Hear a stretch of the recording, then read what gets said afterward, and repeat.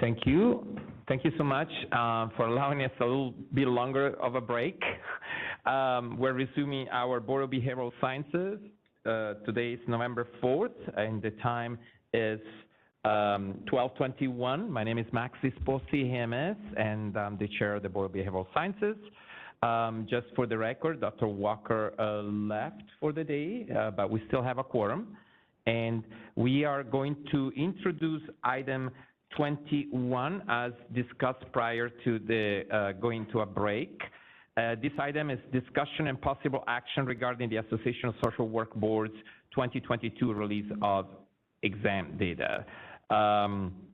Perhaps, Steve, if you can give us just an introduction, and then we'll go with I will give a short introduction because we do have ASWB on the line to actually run through some of the findings. But as you know, ASWB had released demographic data in regards to their clinical, well, all their exams, and for us, it's really the clinical exam that we're concerned about.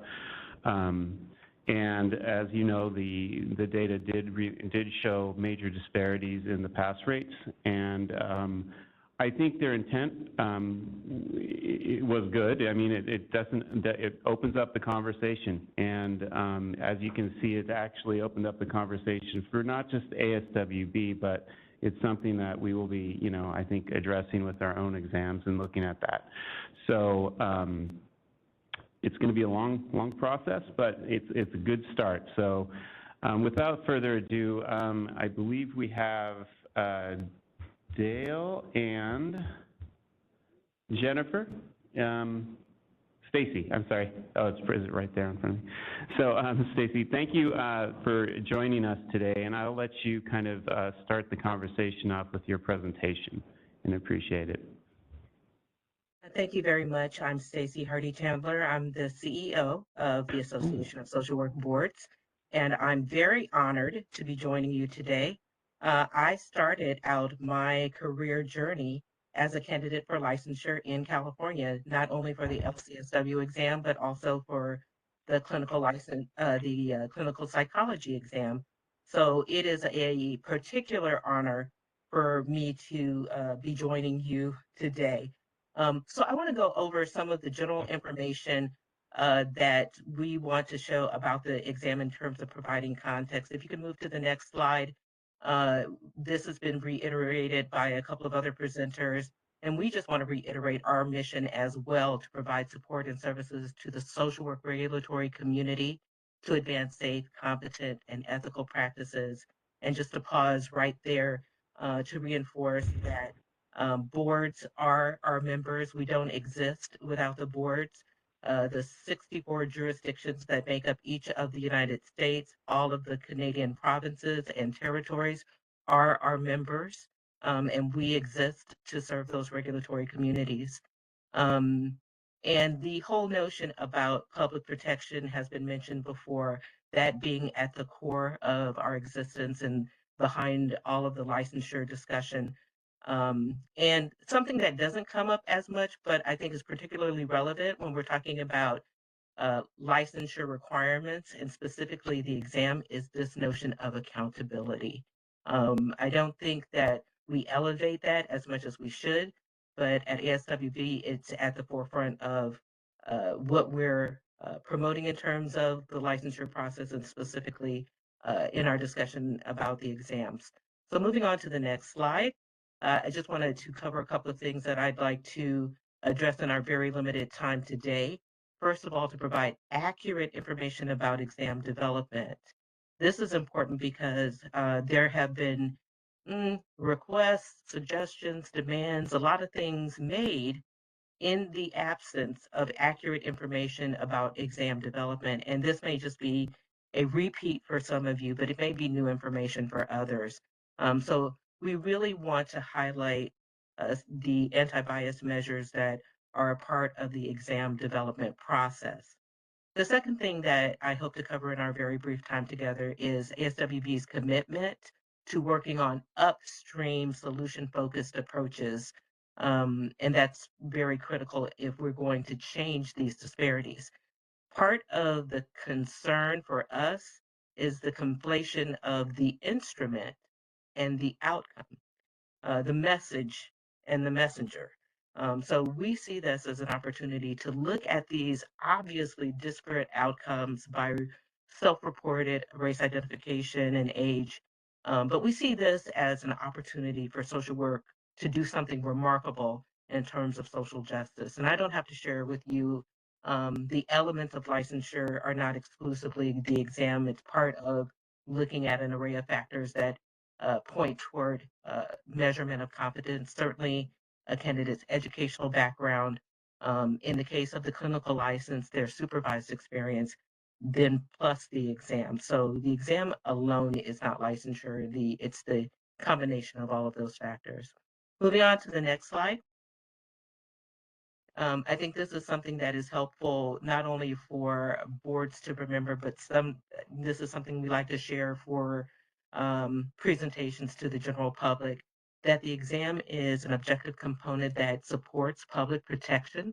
It's an essential part of the licensing decision-making process, and it's legally defensible in terms of a measurement of minimal competence to practice. And certainly regulators understand the importance of licensure. The general public sometimes finds even the driver's license as an example of a process to determine competency to do something, and how that is just, like I said, a very simple example of on a much larger scale and at much higher stakes, what we do at the professional level. For the next slide, I'm going to turn it over to my colleague, who is our legal counsel, Dale Atkinson, and he'll cover these areas of defensibility, reliability, and validity. Dale? And thank you, Stacy. Can you all hear me? Yes. Okay, excellent. And as mentioned, I'm Dale Atkinson. I am general counsel to ASWB. I have represented this organization for over 30 years, and I represent many other ASWB-like organizations. Most all of them develop, administer, score, and maintain uniform licensure exam programs. And you know, I really have enjoyed listening to your most of your meeting here today, and I will applaud your psychometrician, and I think her name was Tracy. I apologize, I didn't get her full name, but she did reference those industry standards related to reliability, validity, and ultimate legal defensibility. And so I don't want to belabor those points too much. I speak more on the technical sides of the legal issues that may surface related to a uniform licensure exam program, and that the measurement instrument, the examinations themselves, are valid. They measure what they're intended to measure from a competency standpoint. They're reliable in that they provide consistent results over the course of test takers. So, for example, if one test taker takes the exam and scores a certain number, if you will, and they do not change any of their knowledge base and take it again, the likelihood of scoring close to that same number is extremely high. And these two validity and reliability issues are just part of the industry standards that are followed not only by ASWB, but pretty much every other professional licensing entry-level competence exam. And those two, validity and reliability, are really what lead to the legal defensibility. So I do want to stop here and just emphasize that the membership that Stacy referenced, you know, this is your program, your exam, if you will, yours being California, along with all the other member boards of ASWB, do a couple of things. One, the organization assures the validity, reliability, and ultimate legal defensibility, and they can defend that exam in the event of a legal challenge. And so that's a kind of an insurance, if you will, benefit to the entire membership, including the California board itself. And at the same time, they promote uniformity. They are validated on a nationwide basis through a process you're about to hear about from Stacy.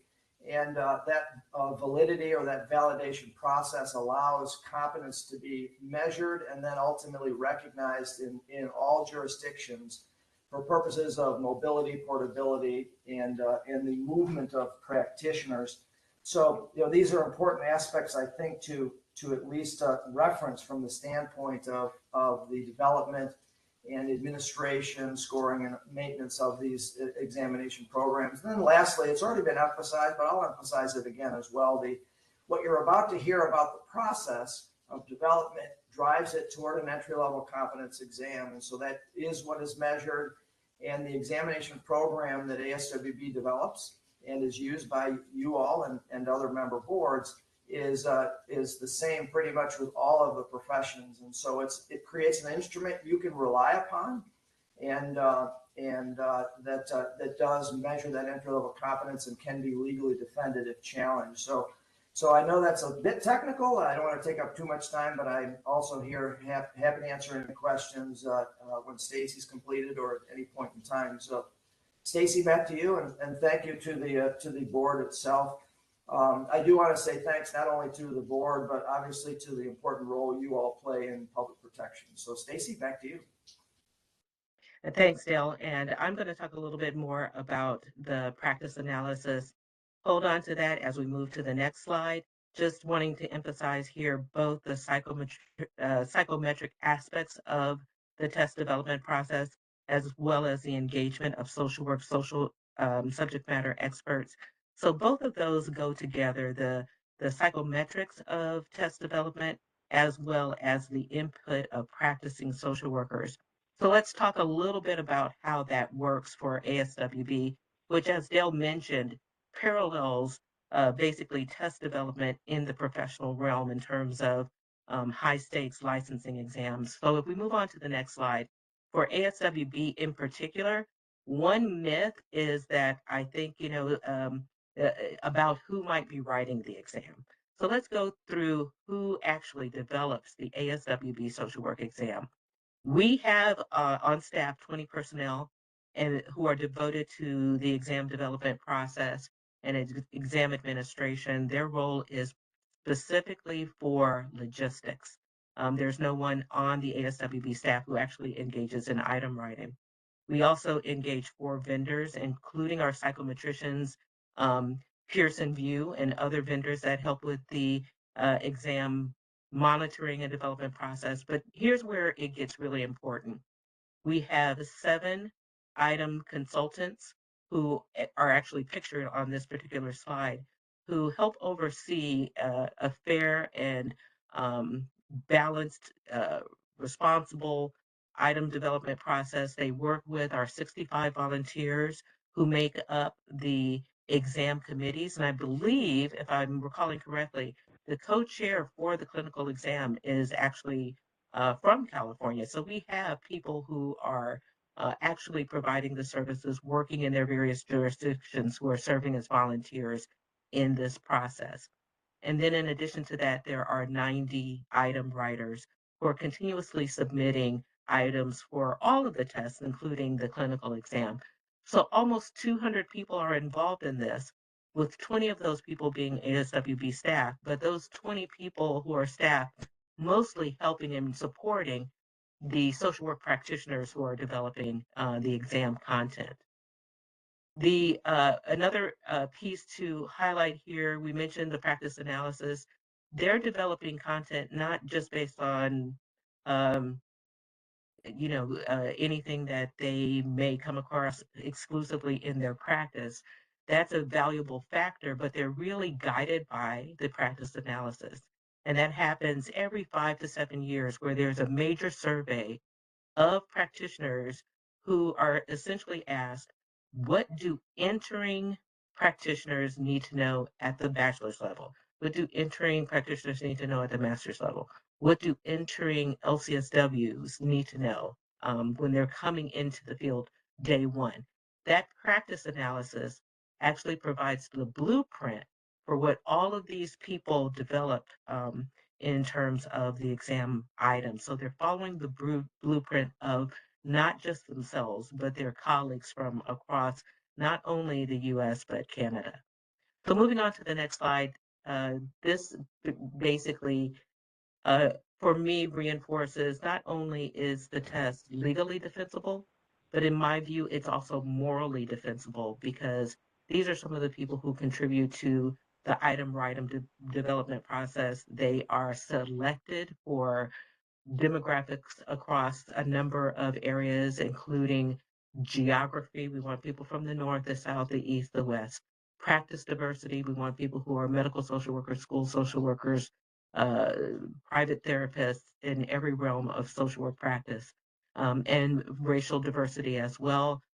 diversity in terms of how many years they've been in their career. So we're really looking at having item writers who reflect the field. And I really appreciated the HCAI, the workforce information that was presented earlier, because those are the people who are being recruited for test development. Moving on to the next slide. This is just, again, a really quick overview of the structure of the ASWB exam. There are 170 items. It is really important to note that 20 of those items are pretest items and are not scored. Those 20 items do not go for or against anyone's score, and that's an important piece for what we're going to talk about in a little bit. Right now, there are 4 options in the multiple choice structured test. That in January will move to 3 items because making data-informed decisions, we're finding that that third wrong answer isn't adding to or detracting from the test, so we're removing it, keeping the same 4-hour time frame for test completion. There's a universal passing score, so no matter what state or province or territory you take it in, the passing score for the clinical exam is exactly the same. Items are randomly administered, meaning that someone next to me in the Pearson VUE testing room, their number 13 is going to be different from my number 13, trying to mitigate some of those factors that in the remote proctoring discussion in terms of making sure the test integrity is maintained. There are over 300 sites that are set up exactly the same with its standardized administration. And of course, we have a couple of staff who are dedicated to those who need accommodation. So accommodation requests are reviewed and that is addressed as well. Moving on to the next slide. This provides, I think, the most helpful, as complex as it looks, it provides the most helpful way of understanding anti-bias measures, the very extreme anti-bias measures that go into a licensure exam. So it starts with who we're recruiting, and recruiting for diversity, recruiting for all of those factors that we talked about before to make sure that there isn't a limited group of people who are contributing to the item pool. When items are created, like I mentioned before, they're coming in constantly, they're coming in as we speak, and they're initially reviewed by those 7 consultants that you met earlier. They review the items and it doesn't go straight on the scored part of the test. After they review it, it can be sent back for revision, or it can then go to the ASWB exam committees. So once it goes to the committee, this is when we get into item validation.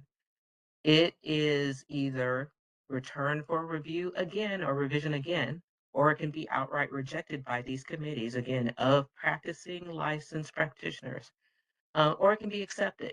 If it is accepted, it goes into pre-testing and it still does not count for or against a person's ultimate score. Here is where the psychometrics kick in, and we're looking for whether or not the items perform well or if they perform poorly. Performing poorly would be if a person of a certain demographic group, let's say me as a Black woman, if Black women are constantly missing this particular item, that would be a poor statistic. That would be flagged before it's scored in that pre-testing phase for differential item functioning. Then that item could be deleted or it could be sent back to the committees for review. And even if it's reaccepted after it's revised, it still just goes into pre-testing until each and every item shows good statistics, meaning there is no difference by any particular demographic group, and then it goes into the pool of items that are scored. And I go through all of that because a lot of things that have happened after the data was analyzed and released is not informed by this very rigorous anti-bias process. And so the question, of course, comes up, if each and every item has to show good statistics, meaning no difference across demographic categories, why then do we see disparities in the outcomes? And I think the answer that we see and want to continue to work with our partners to research is that we do not believe, just like in some of these other areas, that people are coming to the licensing exam from a level playing field. The experience of people in this particular society is not the same, particularly if you're Black or older, um, in the years, decades prior to coming to the licensing experience. If you move to the next slide, we know that that level of rigor, our educational institutions, you would be hard pressed to find criteria for degree conferral that meet that level of rigor. I particularly personally appreciate Misty Copeland. As you may know, she's a Black ballerina, and she was approached saying, why aren't there more ballerinas of color? We try to let them know about the auditions. The auditions are open, all of this stuff is happening. And she basically broke down something that we have to understand as a social work profession. She said, don't ask at the audition. Essentially, that's too late. You have to get them in school. You have to get them earlier in the pipeline. So I use this as just an example that's a reminder to us that we do have to look upstream in the experiences of people who come to licensure after 2 to 6 years in school, after decades of their experiences in a society that has not fixed racism, has not solved marginalization and oppression, and it's showing up in the test results. The tests are showing us that. What's optimistic about this is that Misty Copeland then started a school. And I think the lesson here for us is we have to work together across the profession to look at upstream uh, uh, assistance, interventions, approaches that as a profession are going to close those disparate gaps. So moving on to the next slide, I just want to reinforce that education uh, is very important, but we also know that education can vary significantly depending on if you went to one school versus another school a few miles away. There's such a thing as academic freedom, and we know that there's a wide, in spite of accreditation, there's a wide variety of ways in which social work content is taught regionally, again, from one school to the next. In the clinical realm, I am so grateful that I had a wonderful experience in my clinical preparation for my LCSW, where I had a supervisor who challenged me, who helped me think critically, who really took seriously the kind of experience that I was going to have because I was entering her profession. So I had a very rich experience, but we know that that experience can range from what I had to those, if we're very honest, to those who are merely signing off on hours. So there's a lot of variability there. The one consistent objective element of the licensure requirements is the exam that levels what an entering professional should know based on the input from other professionals in the field. So moving on from there, I want to now transition into what ASWB is doing. We are in one particular lane, and that's the regulatory lane, but we feel that there's a lot we can do from this lane. We have hosted a social work workforce coalition that is a combination of people from various social work organizations, tribal, Canada, and US organizations to have input on what the next practice analysis looks like. Moving on to the next slide, uh, the coalition will be helping to contribute to the social work. We're calling it a census this time because we really want to go above and beyond any prior practice analysis than we've ever had. So that should be happening in 2024. And we want all social work voices to contribute to what that census looks like and who's represented in those findings. Moving on. We also have always had resources that have been available to educators, but we've expanded the suite of resources that are available as of this year. And unfortunately, historically, those resources have been underutilized by educational institutions. So we certainly want to encourage educators to make use of those resources that are available currently online for free. And then moving on, we will be hosting community conversations, excuse me, in various jurisdictions. Again, really getting the input of social work colleagues across the profession about how we can make these upstream impacts and really close those gaps. Next slide. So you're aware that ASWB published a comprehensive national report. That's one thing. Unfortunately, some people are making conclusions based on screenshots of single charts and those kinds of things, but we want to encourage you to, and everyone in the community, to delve deeper into what is ultimately about a 94-page national report. In addition, we have an interactive map where people can look by state. So California can look on this map and see how it has performed, in terms of demographic breakdown by the different types of tests, the clinical test specifically, since that's the one California uses. And in addition to that, there have been reports generated for the over 800 social work programs that exist in the US and Canada. So you can even look at findings by school. In general, the national data is not uniform. There are differences, particularly when you go from the southeast to the northwest. There are differences by different schools. So looking very quickly at the next slide, for California, California's pass rate overall is a little bit higher than the national pass rate. For first-time test takers, it's at 77.6. Nationally, that's 76.1. And eventually, the California pass rate, meaning ultimately how many people pass after more than one attempt at the test, is close to 90%. Moving on. So this is a little bit hard to break down, but there are 30 schools in California of social work. The data is not provided for schools that have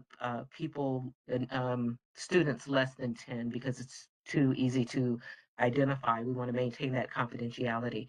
But you can see that there are a number of schools that perform far higher than the national average pass rate average, and those that do not perform as well. What we want to do is ask more questions. We don't want to draw conclusions based on assumptions or based on what we heard on Twitter. We want to make some set up some research in partnership in order to discover what is happening at some of those schools where the pass rates are higher and where the disparities are either don't exist or are smaller. And how can we provide that information to schools that are not performing as well? So move on to the next slide. Some common questions that have come up in the aftermath of our analysis and publication of this data is, why are we doing it now? This is a groundbreaking justice decision, in my view. This decision was made before I came on board as CEO, and was certainly a factor in me deciding to come on board as CEO. And that is, the board of directors in November 21 decided that this is something that ASWB should invest in, meaning the analysis, and should publish. The information was just not available there. We had to invest in the analysis to make it accessible in those forms that you saw before. And that's a groundbreaking step. The other question that comes up is, what do we think are the ramifications for the social work profession? I think it's really important to have an objective measure as part of licensure, for the reasons that Dale talked about in terms of upholding professional standards. And we know that historically, female professions tend to be targets for deprofessionalization. That's a concern for us. We definitely want to have social work, which sometimes struggles with its professional identity, to stay a profession.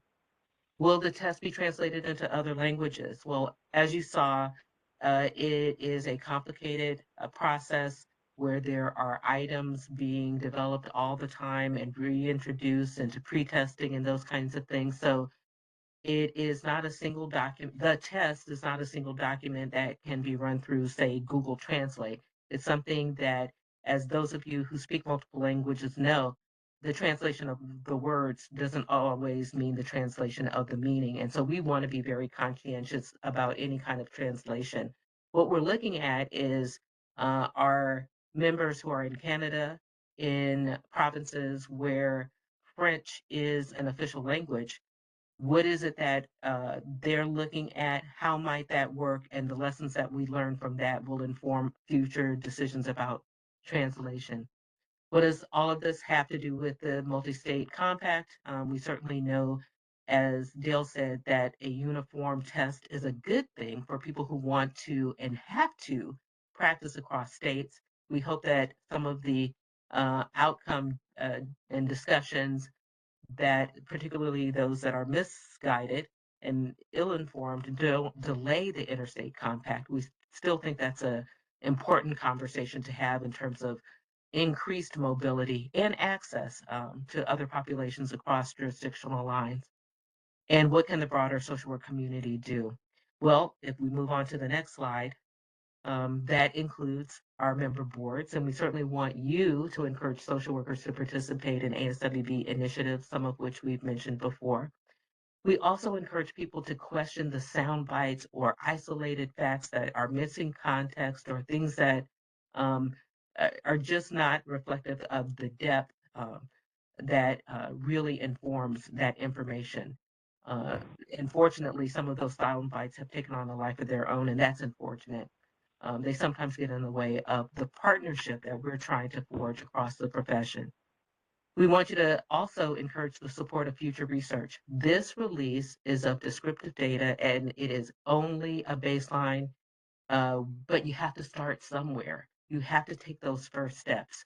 So we will be continuing to publish descriptive data, but we also are setting up our research agenda so we can get some of the questions that have been raised by this data answered, again, in collaboration with research partners, so that we can understand where in those places where there aren't disparities, what are they doing differently? And again, how can we get that information to places where those disparities are larger? And certainly, we want to encourage you to continue to use us as your member association as a resource. We are here for you. We are here because of you, because of that support of our associations. And with that, I will wrap it up and thank you for the opportunity to share this information. I also want to extend an invitation that if it is helpful for us to come in person, we would be happy to do so. Well, Dr. Heidi Chandler, thank you so much for this. It's definitely open a window of the conversation just started, so I appreciate you addressing this in so many different aspects and in the process, how we got there, and obviously addressing some of the concerns that, especially in the past couple of days, our board has expressed, but not only our board. We receive a lot of concerns from the community and representation of our agency around California, so that definitely helps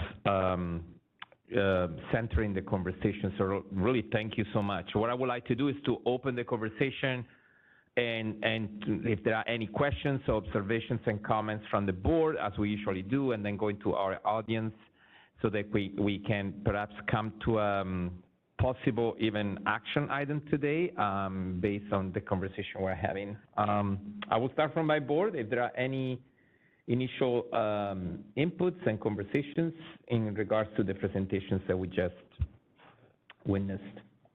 Anyone else? I would defer to any of my social worker colleagues who may want to address the issue first. Okay, that's fair. And we can always come back to the board anyway, so it's not just a one-way offer. Perhaps, I know we have our members that are present here. I don't want to put you on the spot, but if you would like to take advantage and introduce yourself and address the audience. Thank you, Rebecca. You know, why don't you move forward here? Yes, let's just do that. Yeah, I know, but these are more, thank you though, yeah. So that you can also sit down and. Turn it on. Just turn it on. I turned it off. Okay. Thank you for giving me the opportunity to speak. I am, once again, Rebecca Gonzalez with the National Association of Social Workers California chapter. Since the release of the exam data from the ASWB, NASW California and our chapters across the country have been very concerned. The data represents glaring disparities in pass rates between white people and people of color, particularly Black test takers, in addition to gender, age, and language disparities. The harm to marginalized communities, which has been reported for years, is now demonstrated by data, and it is time to reevaluate the efficacy of this exam. NASW California is committed to supporting a diverse, multilingual social work field, including licensed clinical social workers that reflect the communities we serve, and to removing barriers that communities of color face when choosing the social work profession and clinical licensure as a career path. Barriers to obtaining an LCSW based on race, age, language, and gender present a disservice to the public and the profession as a whole. These disparities are counterproductive to the needs of communities during a time of dire workforce shortages and scarcity of resources to address the behavioral health and social needs of marginalized communities across the state. We understand the need for the state to regulate ethics and practices involving independent clinical licensure, yet believe that the current ASWB test reinforces disparities that are not congruent with social work values. We strongly urge the BBS to consider increasing evidence concerning the ineffectiveness of standardized testing in clinical exams and to begin important conversations about equitable pathways toward licensure. Last night, we had a town hall meeting where we heard the pain and frustration from our members in regards to passing the exam. Members reported spending thousands of dollars on test prep, re-examination fees, not to mention the lost job opportunities and income from not being able to pass the exam. I have also heard, it just went off, I also heard of specific advice from Black therapists that in order to pass the exam, you need to think like a white person, because some clinical interventions that you know are more appropriate for your community will not be considered the right answer. NASW has been advocating for years for the release of this exam data. It is beyond frustrating that it has taken so long to get this information. Since the data does not show any correlation between passage of clinical exams and safe practice, we must reevaluate the need for these exams. Earlier in this meeting, we discussed the severe workforce shortage. We have social workers in the pipeline now who are waiting to be licensed that have been denied a license because they cannot pass the exam. I recently spoke to an elderly Black ASW that was so discouraged by her inability to pass the exam that she feels like giving up. She participated in our town hall meeting last night, and she sent me a note afterwards saying that it was wonderful to know she was not the only one. Eventual pass rates do not show the number of exam attempts and do not reflect the cost, anguish, and time lost getting to eventual passage. If disparities can all be explained as applicants coming from a non-level playing field, then why do we still use these exams to determine ability to practice? That combined with, to repeat, the data does not show a correlation between passage of clinical exams and safe practice.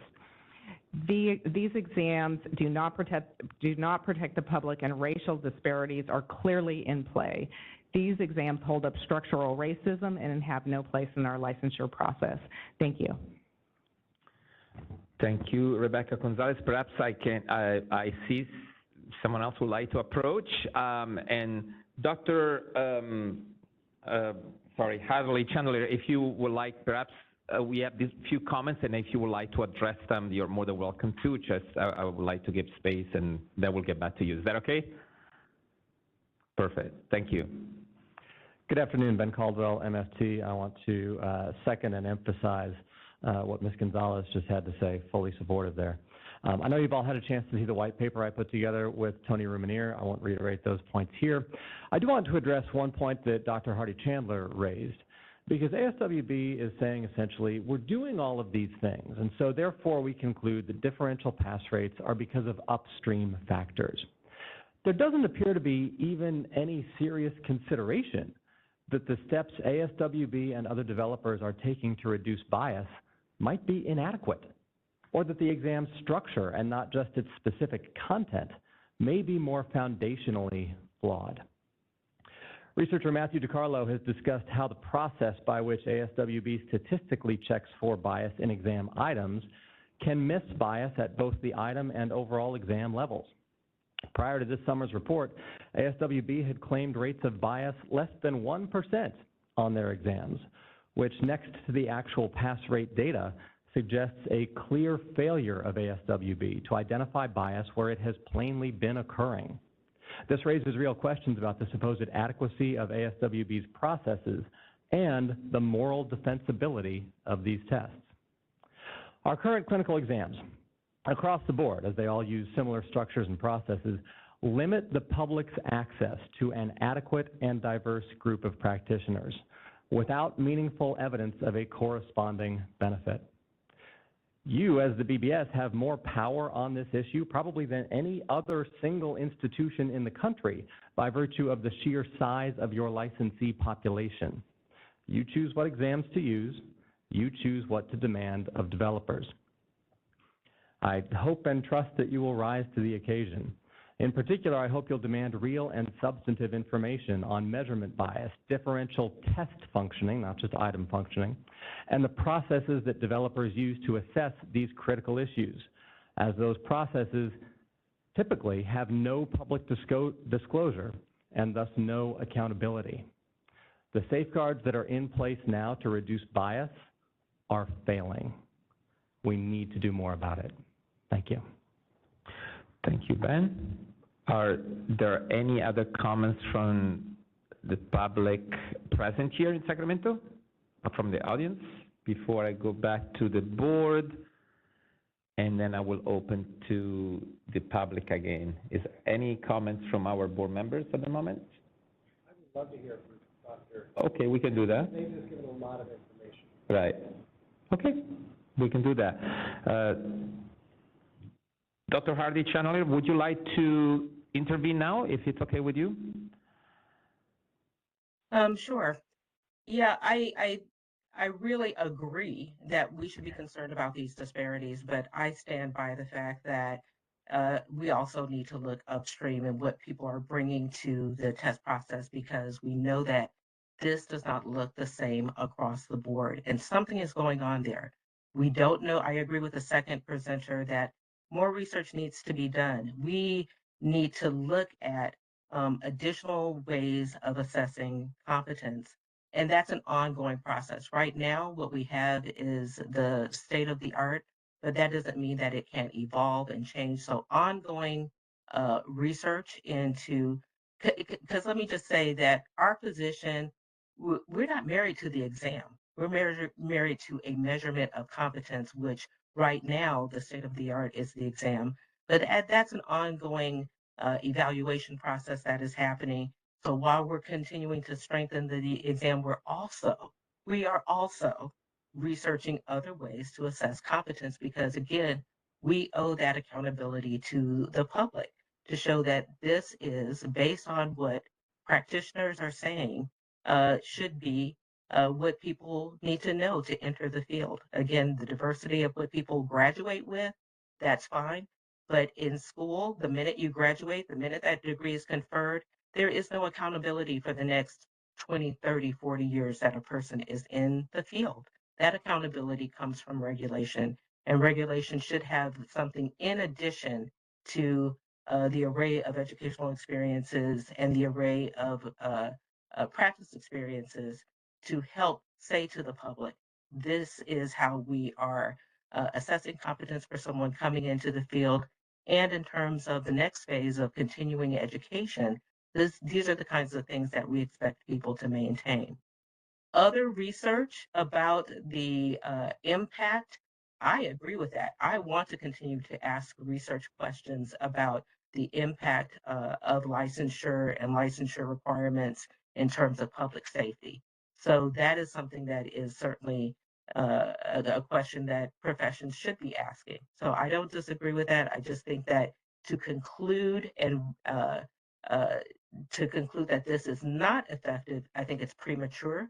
I think we do need, as I read in the white paper, more research to get some of these questions answered, because there are some questions remaining, and this is a start, and we need to open up these conversations and work in collaboration with the research community. We need to work in collaboration with the practice community, but we also owe the public, which in my view includes social workers, this level of a standard. Dale, did you want to add anything? Yeah, thank you, Stacy. I would only add that the comment about think like a white person, and I can't remember the exact words, would not be supported by the statistical analysis of item performance. And so, I think we need to be careful about drawing conclusions and using phrases like that. Statistically, I don't know if that would be supported, or I would say it would not be supported. So, thank you, Stacy. Dr. Hardy-Chandler, thank you so much. What I would like to do is to go back to the board, and then in opening up to the public comments again. So I see Kelly Ratzinger, then I see Justin, and then I see Susan. Okay. Dr. Hardy-Chandler, thank you for coming here today. My name is Kelly Runasinger. I'm from a very rural, poor community of California. We hold our social workers in the highest esteem there because not many of the people in my community have college degrees. We appreciate ASWB speaking to the development process of the exam. I want to commend ASWB publicly disclosing this data. This is data which is very important for the board to have to make informed decisions, and we have to have these conversations about race equality and diversity in an open environment. With that said, I think we would all agree that the public disclosure of the demographic data has raised significant concerns about the disparate impact of the test. The largest disparity, and I think even your statistics would agree, is between white test takers, 84% of whom passed the exam on the first time, and black test takers who pass on the first try just 45% of the time. Nationally, 91% of white test takers eventually pass the exam, while only 57% of black test takers eventually pass. And honestly, the most shocking statistic was only 70% of test takers whose primary language is not English eventually pass. The disparity data, which was published in August, was categorically described as shocking and in some instances hurtful and demoralizing to social workers, not only in my community, but in communities like Illinois and New Jersey. But to speak to Mr. Atkinson's comment, do we not have a, quote, defensible, reliable, and valid exam, which is clearly, very clearly, disparately affecting candidates of color? Can you have a psychometrically valid test which has a disparate impact upon disadvantaged or non-traditional applicants? The statement that California NASW just made echoed the statement of Rutgers Dean Catherine Potter, where she wrote, ASW released some analyses of exam pass rates that show staggeringly large disparities in license pass rates between test takers of differing races, ages, and first language statuses. These disparities are very large. For example, nationwide, only 91% of white test takers eventually pass.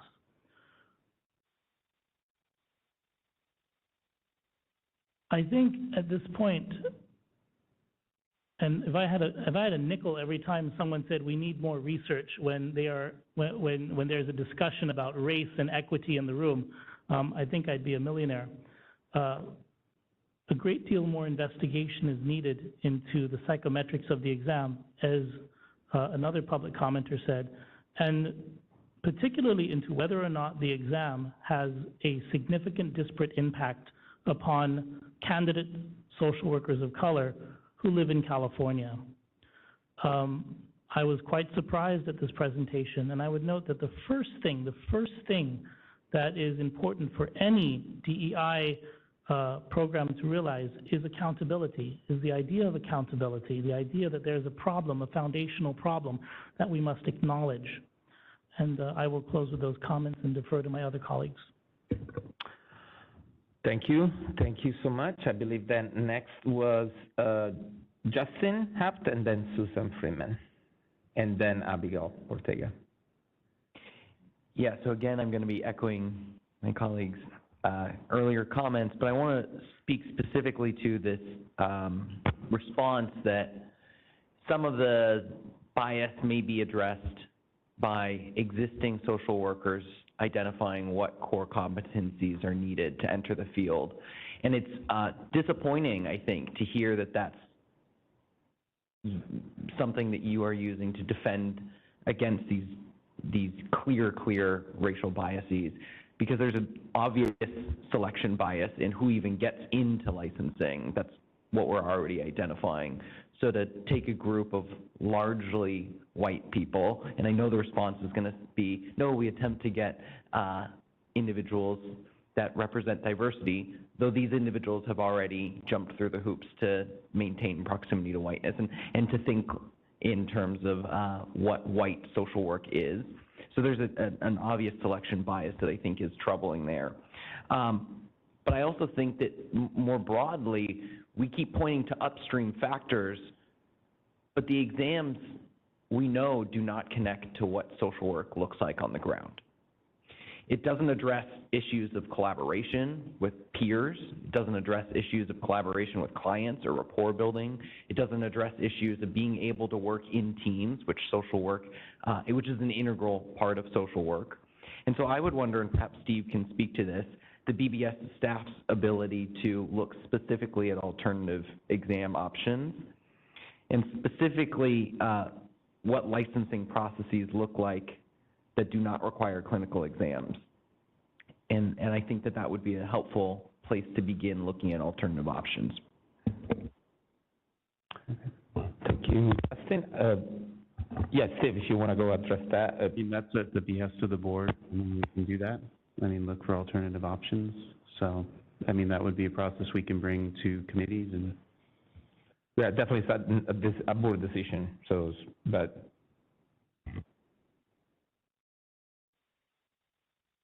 Just to continue the work? Well, I think, well, just to continue, we will look at, we can bring that up actually, you know, the discussion to, I think the licensing committee is where we wanted to bring that up at. So that is something that we can start discussing in that committee. And it doesn't require a motion, because we will bring that up, so. Sorry, Susan, right? Susan Freeman. Yeah. Yes, thank you so much for that presentation. There was so much in it that we need to think about. But you mentioned that there are 34 schools in California providing social work training.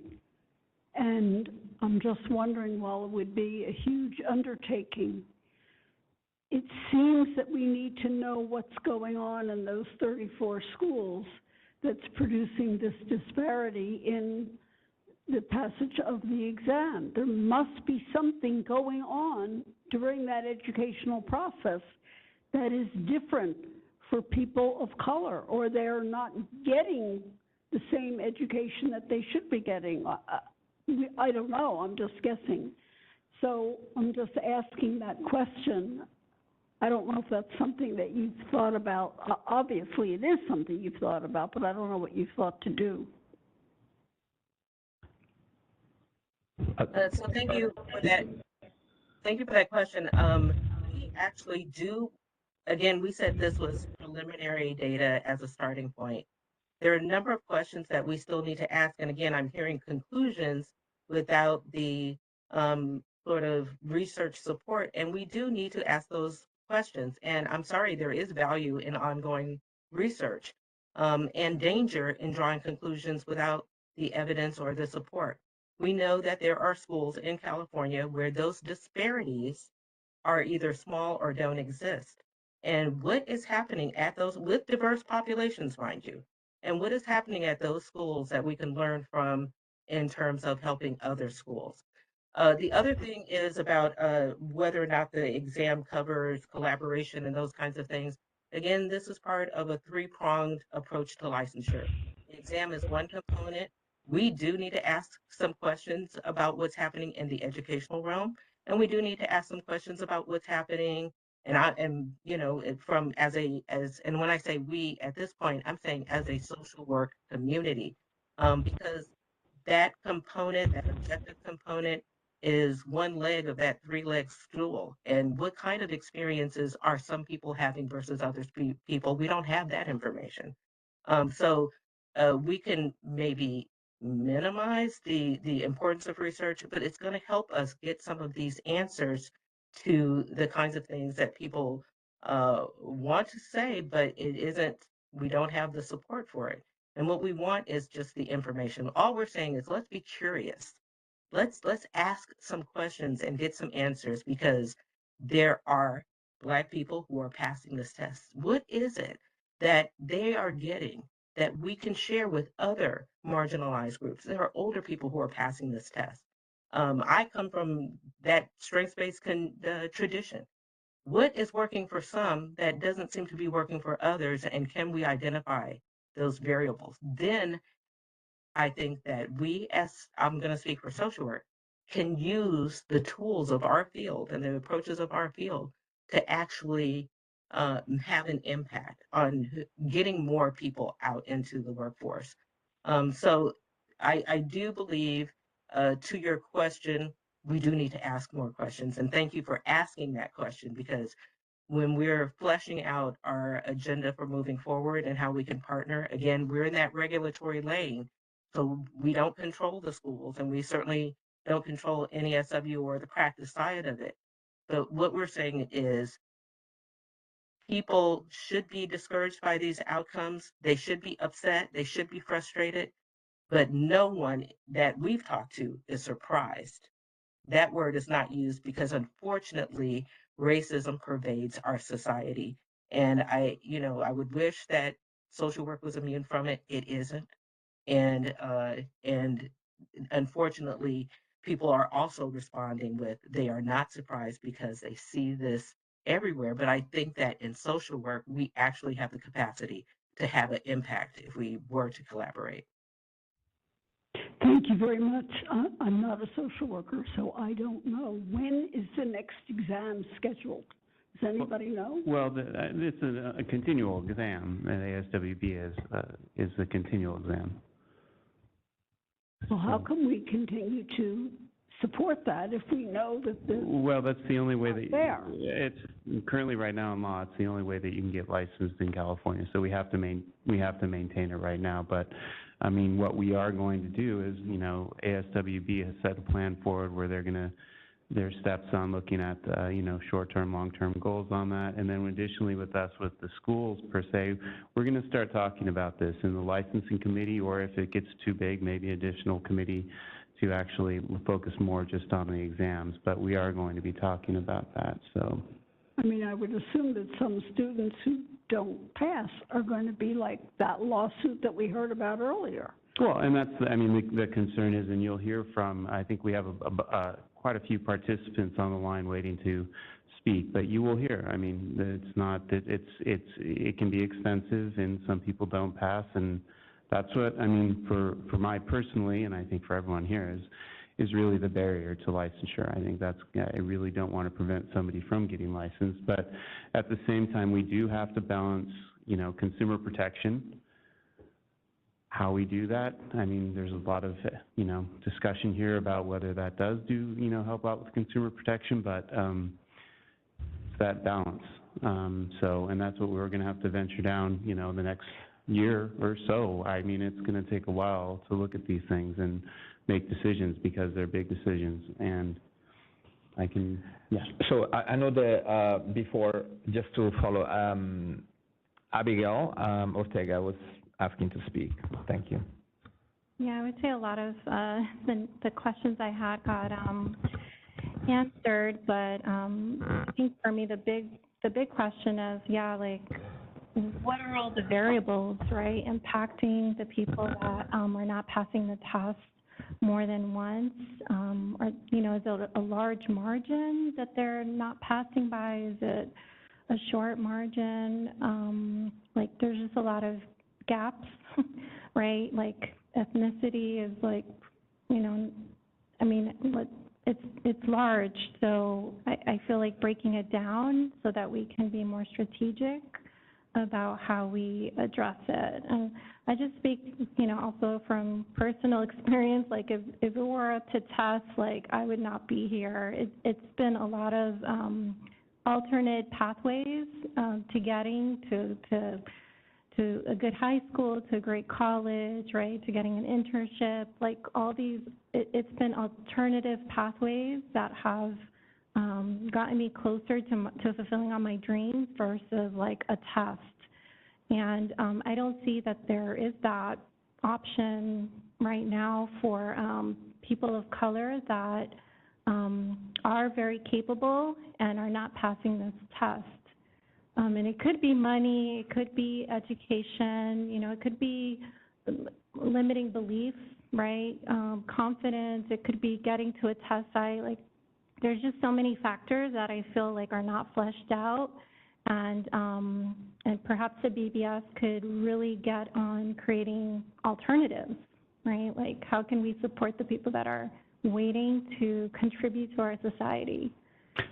And that's where, I'm sorry. Yeah. No, go ahead. And that's where, the conversation has to go, and it's going to be a long conversation. Mm-hmm. There's a lot of factors to take in place. It's first of all, yes, that pathway to licensure and the barriers, but then we also have to consider the portability of a license. If we make a decision here, how is that going to affect portability?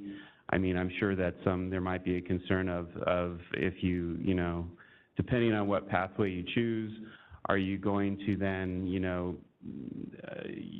you really want to protect the license somewhat?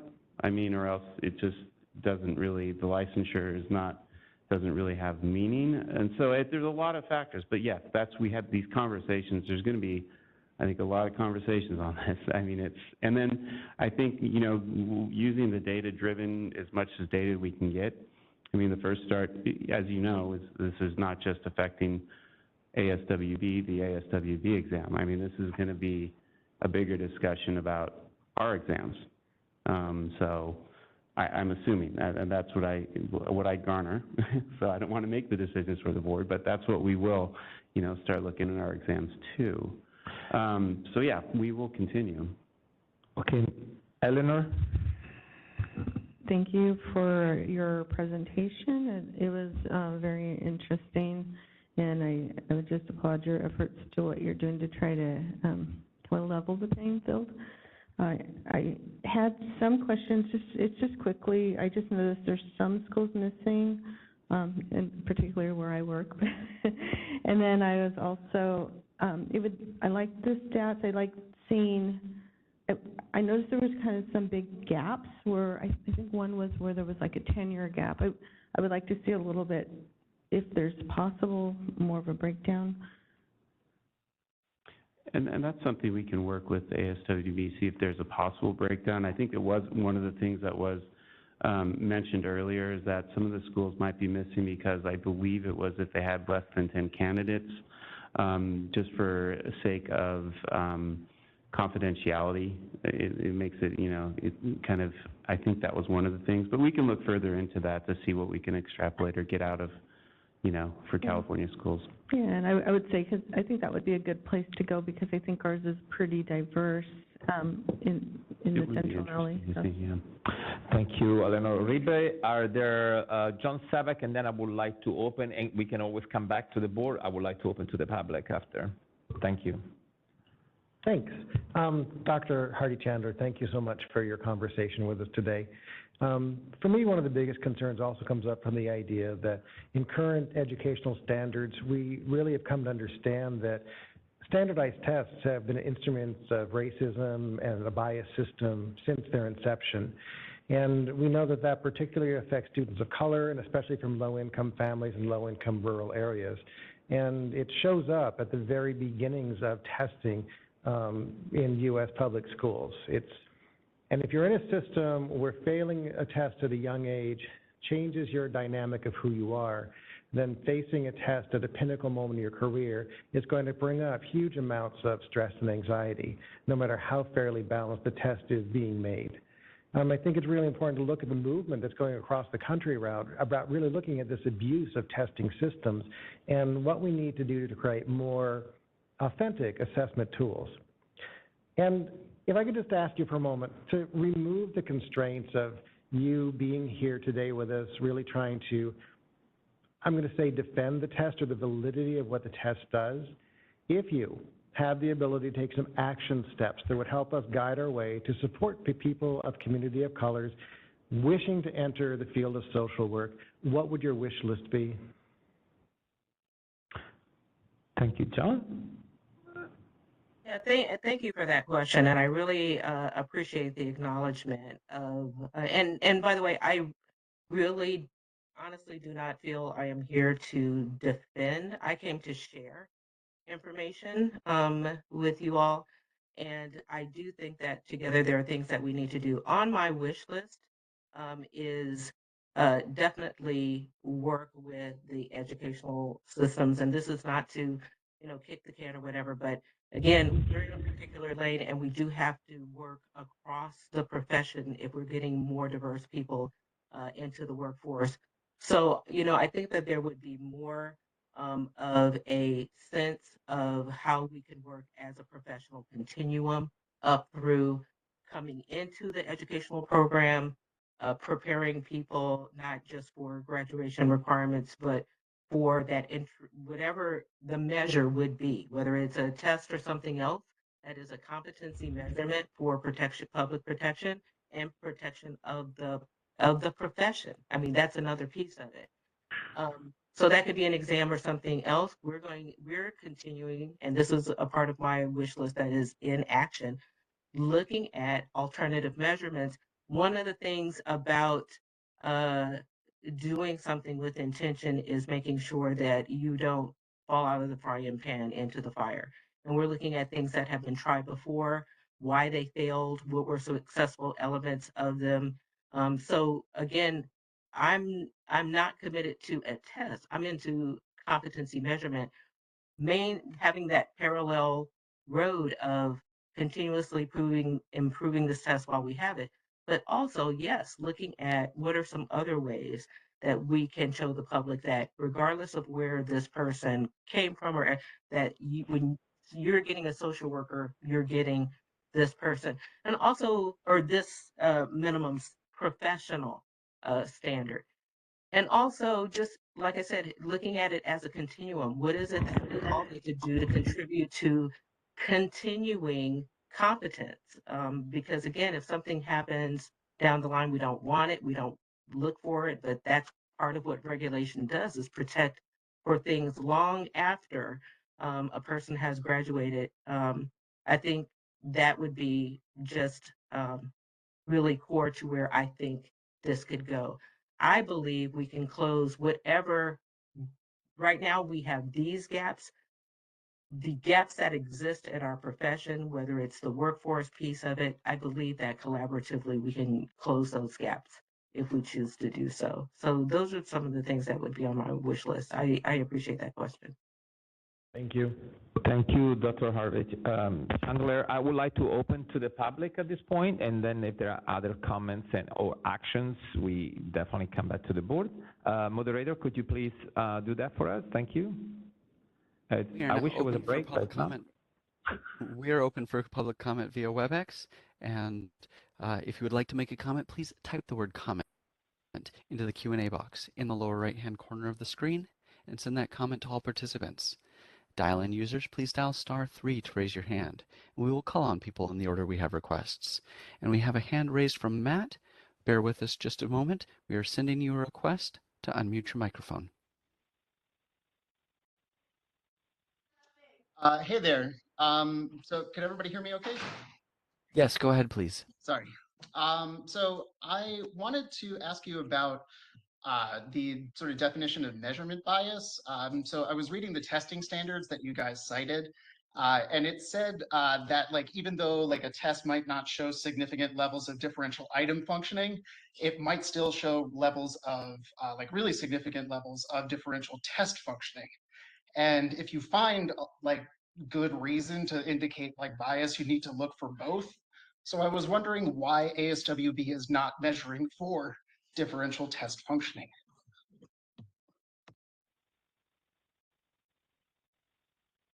Bill, do you have some of that history?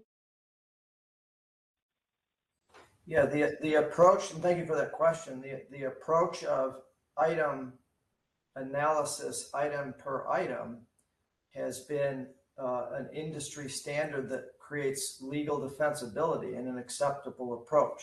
Your question now is the conglomeration of items, does that have the potential, or would that create a legal issue related to bias? I think the answer is no, if we're speaking technically on the legal basis.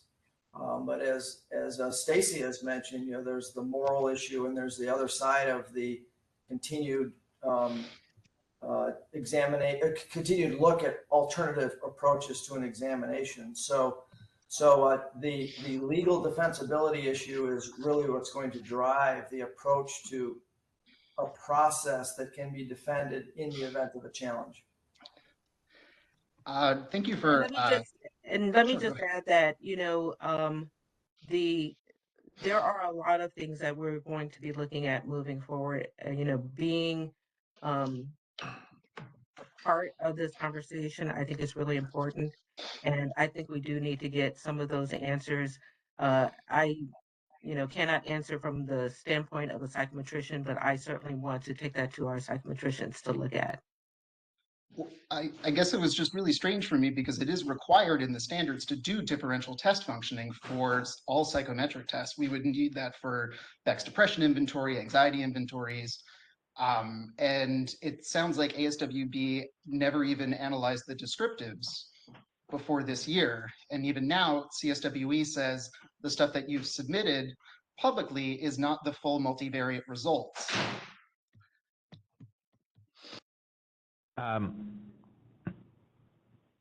Moderator, I just would like to, because from here I can't see it, how many potential comments are over there for people that sign up, just to have an idea about time. And usually we don't avoid going back and forth with answering questions, otherwise it will never end. But I want to respect the comments that just made. I maybe give you the last opportunity to answer if you wish to do so, but then we can collect the other questions as they come forward.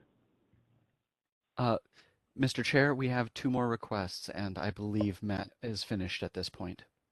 Okay, thank you for that. If we can move with the next question. Thank you. Next, we have Kimberly Miller. Bear with us just a moment. We're going to send you a request to unmute your microphone. Thank you, board. I'm a social worker that has been out in the field for 6.5, 7 years in correctional mental health, and which is a crisis here in Los Angeles. And I'm backing Rebecca, Ben, and I am, looking at Susan's concerns about the fact that, there's all this stuff about integrity and validity, but there's, some of the problems that we're also facing are even bigger.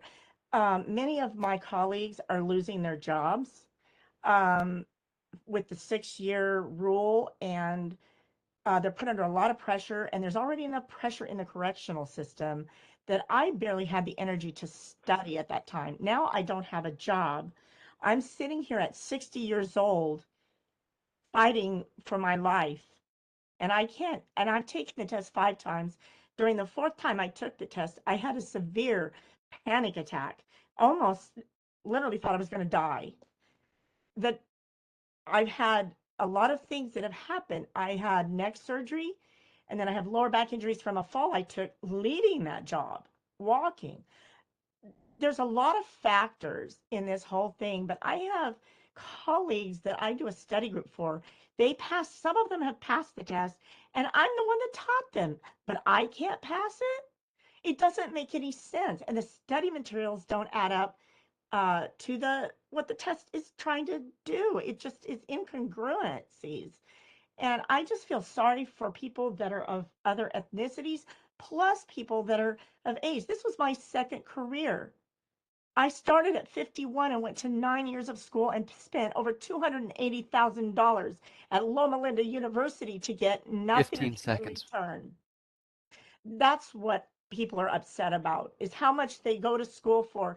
We also have continuing education, that can make us competent.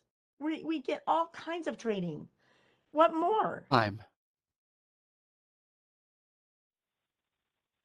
Thank you. Thank you for sharing. Moderator, do we have another comment? Yes, we have Paige Clark is next, and Jeffrey has joined the request for comments. Bear with us, Paige. We're going to send you a request to unmute your microphone.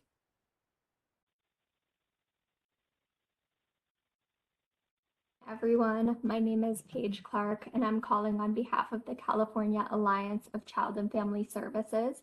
The Alliance represents over 160 nonprofit organizations serving children, youth, and families across the state, and our members employ a variety of professionals which require EBS licensure. We just want to briefly thank the ASWB team for highlighting this data and the board for your attention to this issue. We want to echo our colleagues' concerns about these disparities and the implications that these results hold for developing and sustaining a diverse workforce in California. The Alliance is very eager to be a part of this conversation moving forward and to work with our partners to identify solutions to address these disparities. Thank you so much. Thank you. I believe that was the last comment, moderator. Is that correct? We have had 2 more hands raised for requests for comment. We have Jeffrey Liebert, and we have Matt making a second request. Okay. Go ahead. All right, bear with us, Jeffrey. We're going to send you a request to unmute your microphone. All right.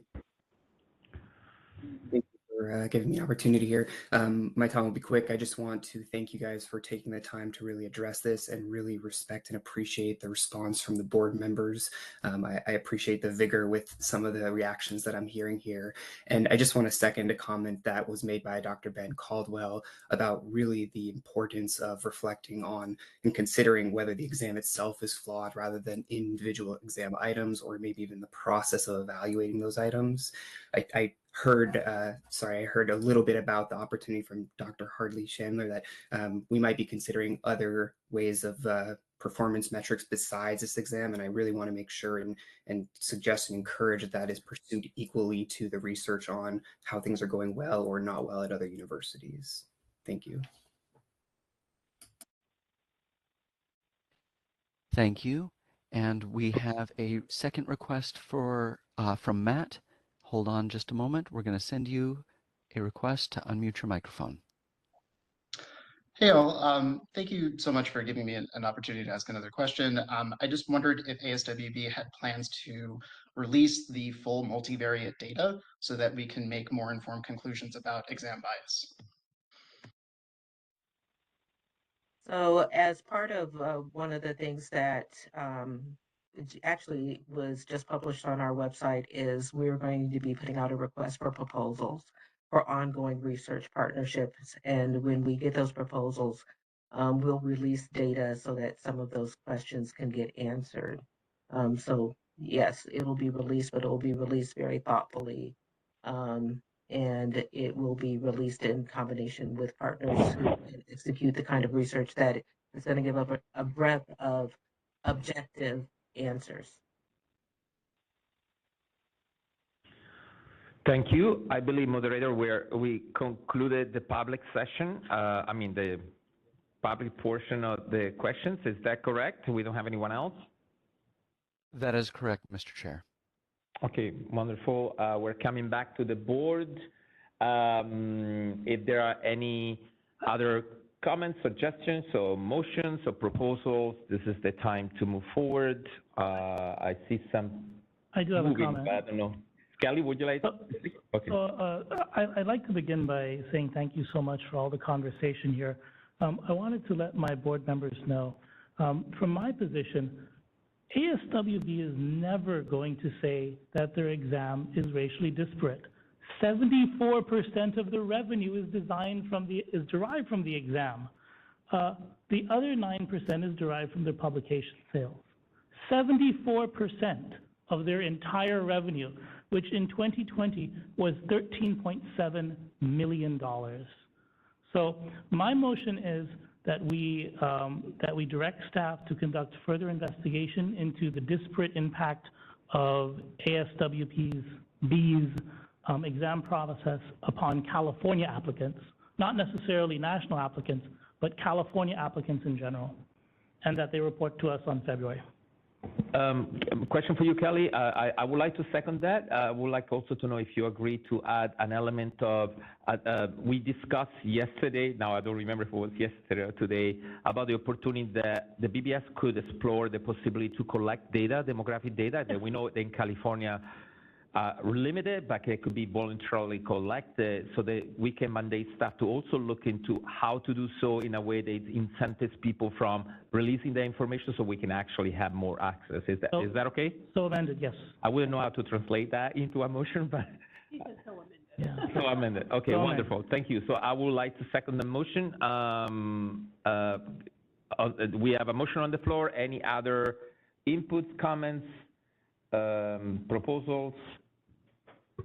John Savick? Could I actually have a statement of the amendment? Yes, you can. Actually, a statement of the motion, because it's all over the place right now. Okay. All right.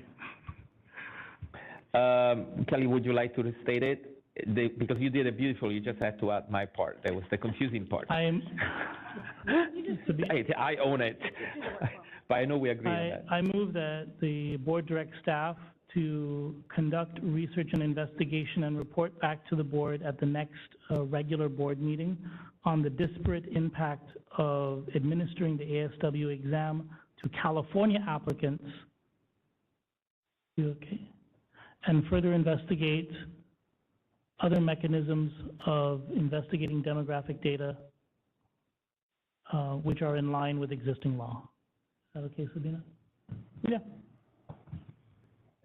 Good job. Thanks for translating that for me. So we have a motion on the floor and a second. Any comments on the motion from the board members? Any comments from the members of the public here in California? Nope. I mean, in Sacramento, yes, we're still in California. And moderator, I would like to go out to see if there are any comments on the motion that we have on the floor before we go to vote. We are now open for public comment on the motion. If you would like to make a comment, please type the word comment into the Q&A box in the lower right-hand corner of the screen and send that comment to all participants. Dial-in users, please dial *3 to raise your hand, and we will call on people in the order we have requests.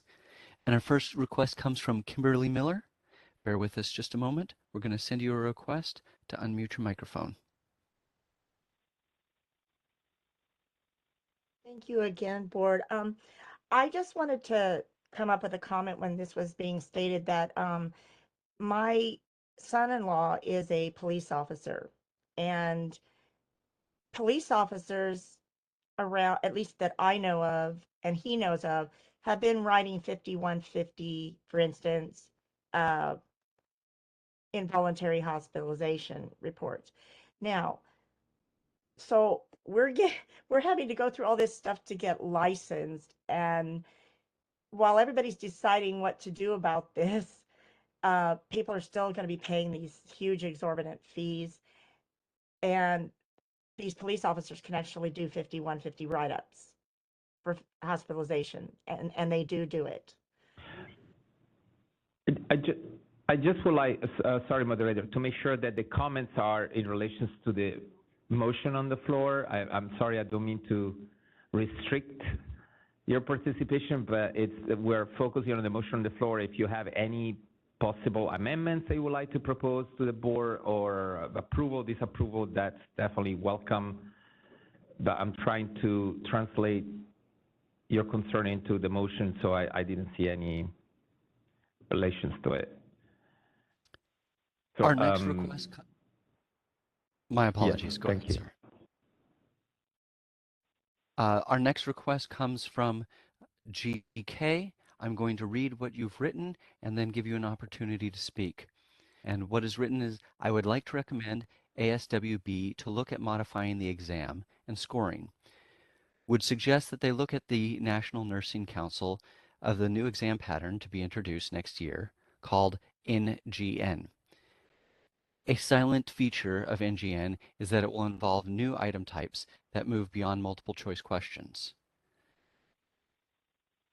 And GK, if you are able to unmute, I see you've On the unmuted. floor, I'm just want to communicate that ASB and look at other options and other exams that's going on in USA, especially the Nursing Council, the NCSB and PODN, and where they are modifying the whole structure of scoring and exam patterns, and they're moving beyond, well beyond, which is called the New Generation Nursing Protocol, which has clinical cases. I just want to get that message across. Thank you. Okay, thank you. Moderator, there are any other comments? And again, I reiterate that we need comments on the motions on the floor. Otherwise, we have to come back to the board and go to vote. All right. I had a hand raised by Matt. I think it's, yep, here it is again. Hey, sorry about that. I thought I had to type my question. So I really appreciate the board's desire to conduct its own data analysis and to do its own data analysis. But yeah, I think it might also be helpful to ask ASWB to provide a little more openness with their methods. So in particular, things like the sample sizes they use, rules for establishing cut scores, intersections and slopes of regressions and that sort of stuff. It might help you understand better how they make decisions for the cut scores and who can become a social worker and who doesn't. Okay, thank you, Matt. Moderator, do we have any other public comments? Those are all of our requests for comment at the moment. Thank you.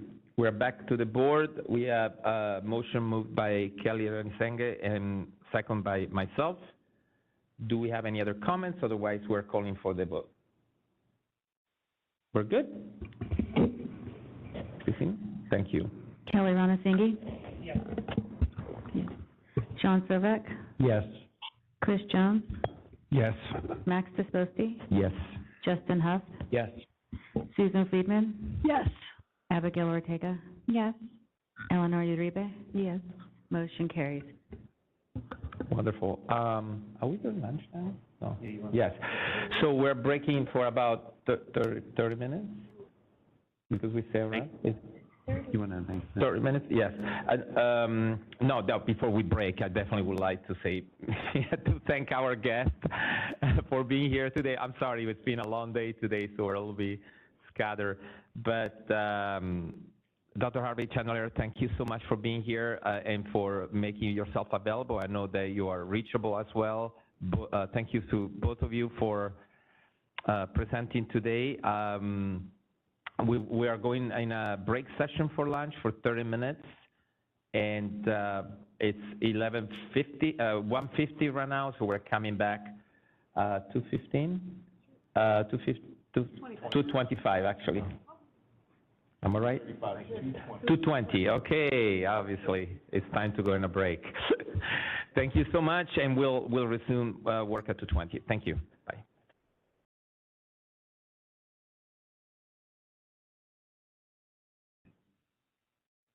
Wonderful. Thank you, everyone, and thank you for allowing us a little break.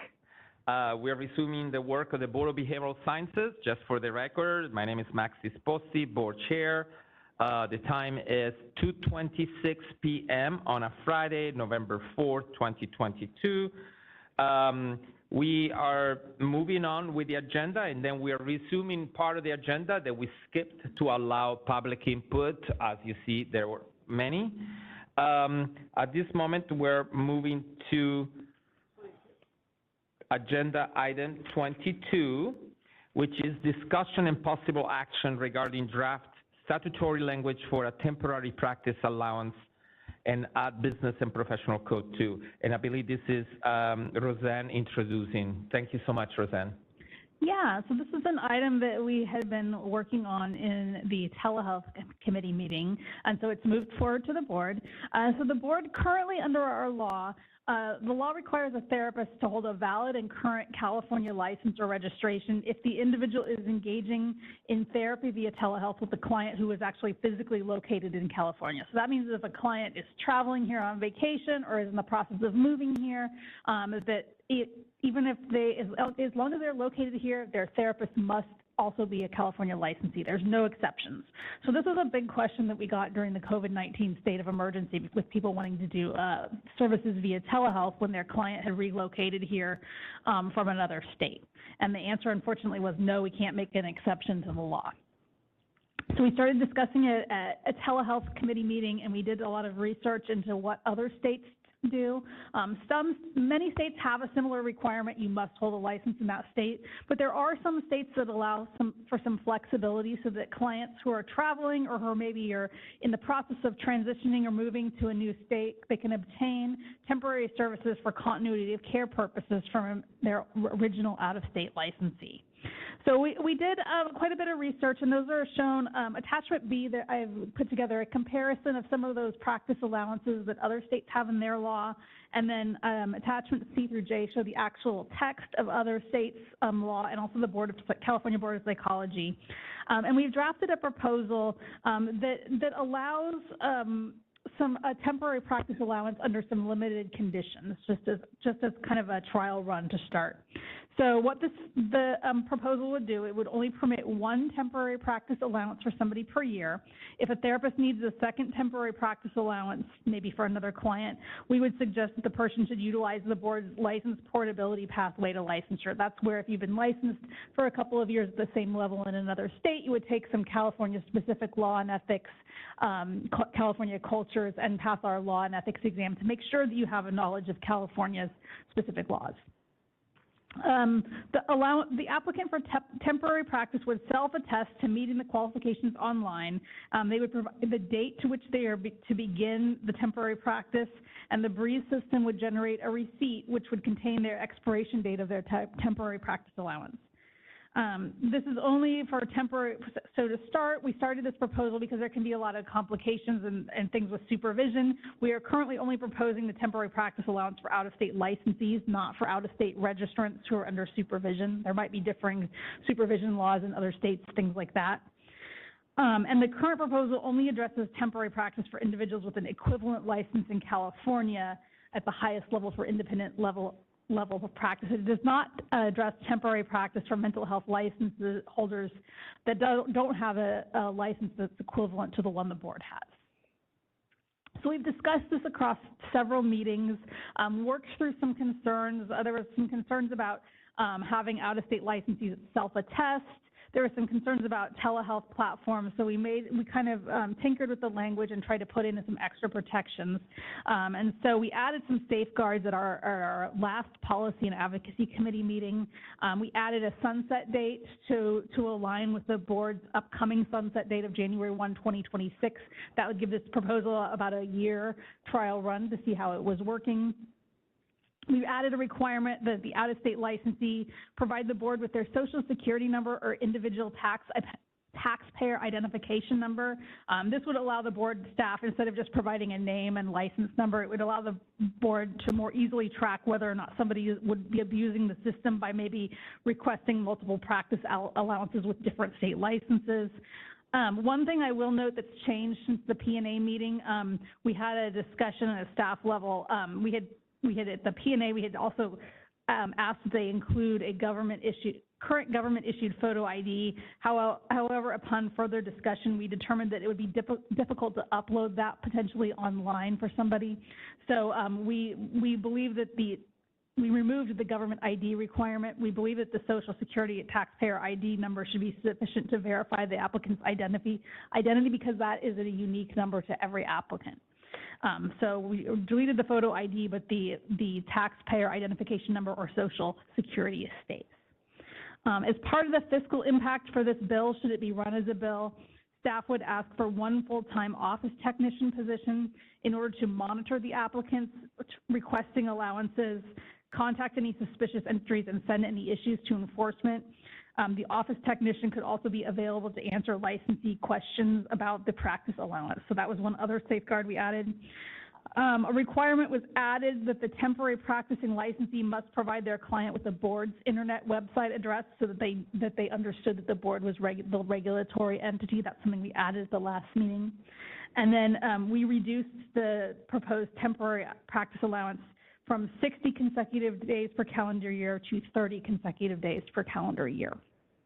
So with those modifications, the Policy and Advocacy Committee directed staff to bring this draft language to the board for consideration as a legislative proposal. I'll turn it over to Max to start the discussion.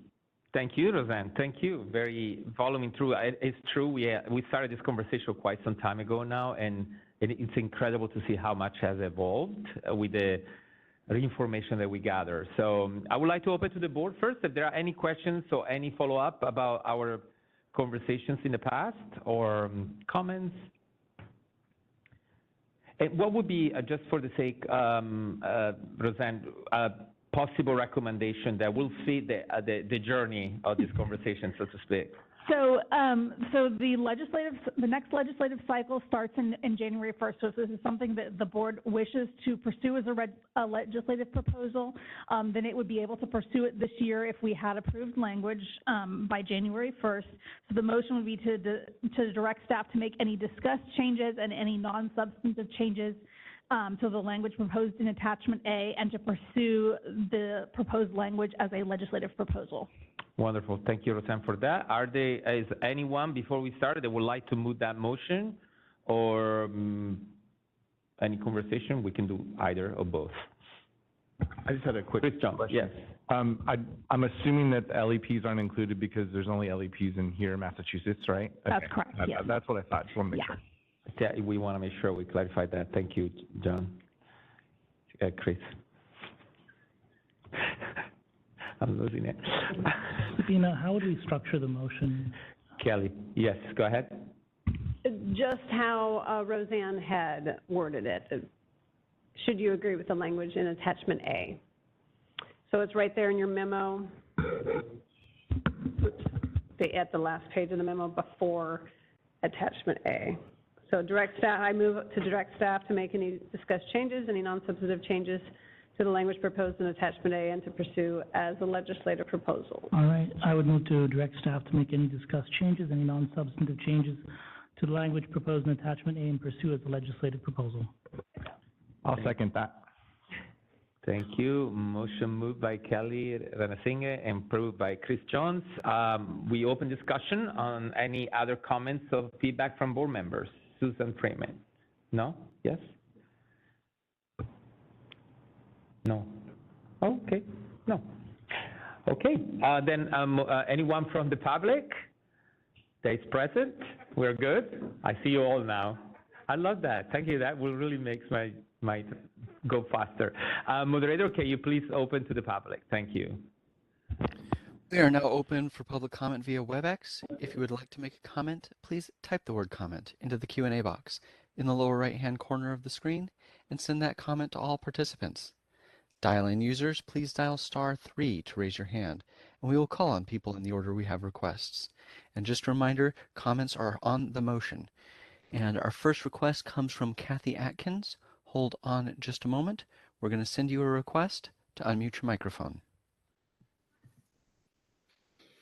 Hi, this is Kathy Atkins from CAMFT, and CAMFT supports researching and looking into the issue of how to allow temporary practice here in California. As California therapists are also researching and looking to do the same in other states. It's something that has been a gray area and so confusing over the last decade plus. So I just applaud the BBS and the board for pursuing this and taking this under consideration. And we support it and we're thankful. Thank you. Thank you. Any other comments, moderator? No, sir. That was our only request for comment. Wonderful. We're back to the board with a motion, unless anything has changed or any other comments that you would like to make. I think we can go and vote. Yes. Okay. Thank you. Kelly Ronasinghe? Yes. John Sovak? Yes. Chris Jones? Yes. Max Disposti? Yes. Justin Hust? Yes. Susan Friedman? Yes. Abigail Ortega? Yes. Eleanor Uribe? Yes. Motion carries. Wonderful. Thank you so much, Christine. And we're moving now to item 23 on the agenda, which is discussion and possible action regarding proposed amendments to the Business and Professional Code regarding online license verification and amending the pre-existing code and regarding supervision of trainees. And again, Roseanne will introduce this item. Yeah, so this is another item we need the board to weigh in on for the upcoming legislative session. Every year, the legislature runs what's called a committee bill, or also known as an omnibus bill. It's run by the Senate Business and Professions Committee, and it's for more technical, minor or non-substantive or non-controversial amendments to the law that maybe they're either very minor or they're not quite big enough issues to warrant their own bill vehicle. And so we, as staff, have identified two sets of amendments that fall under this category that the board may wish to consider for inclusion in the upcoming year's omnibus. The first item is shown, the proposal is shown in attachment A, and that is to add Business and Professions Code section 4990.11, which is the board's general code statute, meaning that it applies to all four of the license types that the board oversees. So currently, an individual who needs to verify license or registration to other states and employers needs to submit a request for certification either in writing or via Breeze and pay a $25 fee. And then the board sends the certification to the address provided in 4 to 6 weeks, and I've included a link in your packet to the current certification form. That process can be time intensive for both the licensee and for board staff. Other DCA boards, notably the Board of Pharmacy, they have a Business and Professions Code section where they have provided in law that a verification may be done online via the online license verification feature, which is a fancy way of saying the Breeze system. The board already provides a letter stating that its online lookup may be used as what's called a primary source verification. And I've included in your packet a link to the letter as well. But the board's legal counsel has recommended adding this to the statute just to make it official, similar to what Pharmacy Board has done. So as you can see in attachment A, I've drafted some language very similar to Pharmacy Board's code section that would basically state that a person may rely upon our online license display for license verification purposes. Stating this affirmatively will clear up any confusion regarding whether the lookup services can be serve as a primary source verification or not. License information of whether a license is current or expired is updated regularly on a nightly basis, and it's not a static document like the current license certifications are. Licensee seeking a verification would no longer need to pay a fee and wait 4 to 6 weeks for the information. Processing is automatic. But in recognition that some states may still require a paper certification, or some people may still want an official paper certification, I would propose leaving the fee in law for the certificate or letter of good standing and continuing to offer that service as well if somebody wants it. That way, both methods of verification would be an option. So that's the first proposal. I'll go on to the second proposal really quick. It's pretty a small technical cleanup. In current LMFT statute, LEPs are, of course, included as allowable supervisors of MFT trainees. We had a bill a couple of years ago that allowed LEPs to serve as supervisors. However, somebody has pointed out, current LEP statute, there's a spot in that where it defines educationally related mental health services for the purposes of LEPs supervising associates. However, LEPs can also supervise MFT trainees. MFT trainees can count pre-degree licensing hours. And so they should be listed where associates are listed as well. And because the MFT law already lists LEPs, it's very clear already in law that they can serve as their supervisors. So we were recommending amending the LEP law, Business and Professions Code 4989.14b, to include MFT trainees in the list of professionals that LEPs supervise. So that is the other item. What the amendments look like is shown in attachment B. The Policy and Advocacy Committee, at its October 14th meeting, considered both of these items and recommended that the board consider them as a legislative proposal. So I'll open it up for discussion. What the motion would be if the board wants to pursue this, is to direct staff to make any discussed changes and any non-substantive changes, and to pursue this as a legislative proposal. Thank you, Roseanne. That too, for our colleagues, this has also been quite some time that we carry on this conversation for a few months, I guess, and so it shouldn't be anything new to all of you. But again, on the PNA committee, we pretty much continued the discussions and brought it to the board because we thought it was important to have your feedback. So, in saying that, if there is anyone that would like to make a proposal, or I'd like to make a motion to direct staff to make any discussed changes and any non-substantive changes, and to pursue as a legislative proposal. Thank you. I'll second that. Any questions? Any comments? No? Good. Any comments from the audience that is present in Sacramento? Nope. Moderator, could you please open to the public? Thank you. We are now open for public comment via WebEx. If you would like to make a comment, please type the word comment into the Q&A box in the lower right-hand corner of the screen and send that comment to all participants. Dial-in users, please dial *3 to raise your hand, and we will call on people in the order we have requests. We're going to take just a few seconds now to see if we have a request for public comment. Now we know what it's saying, though.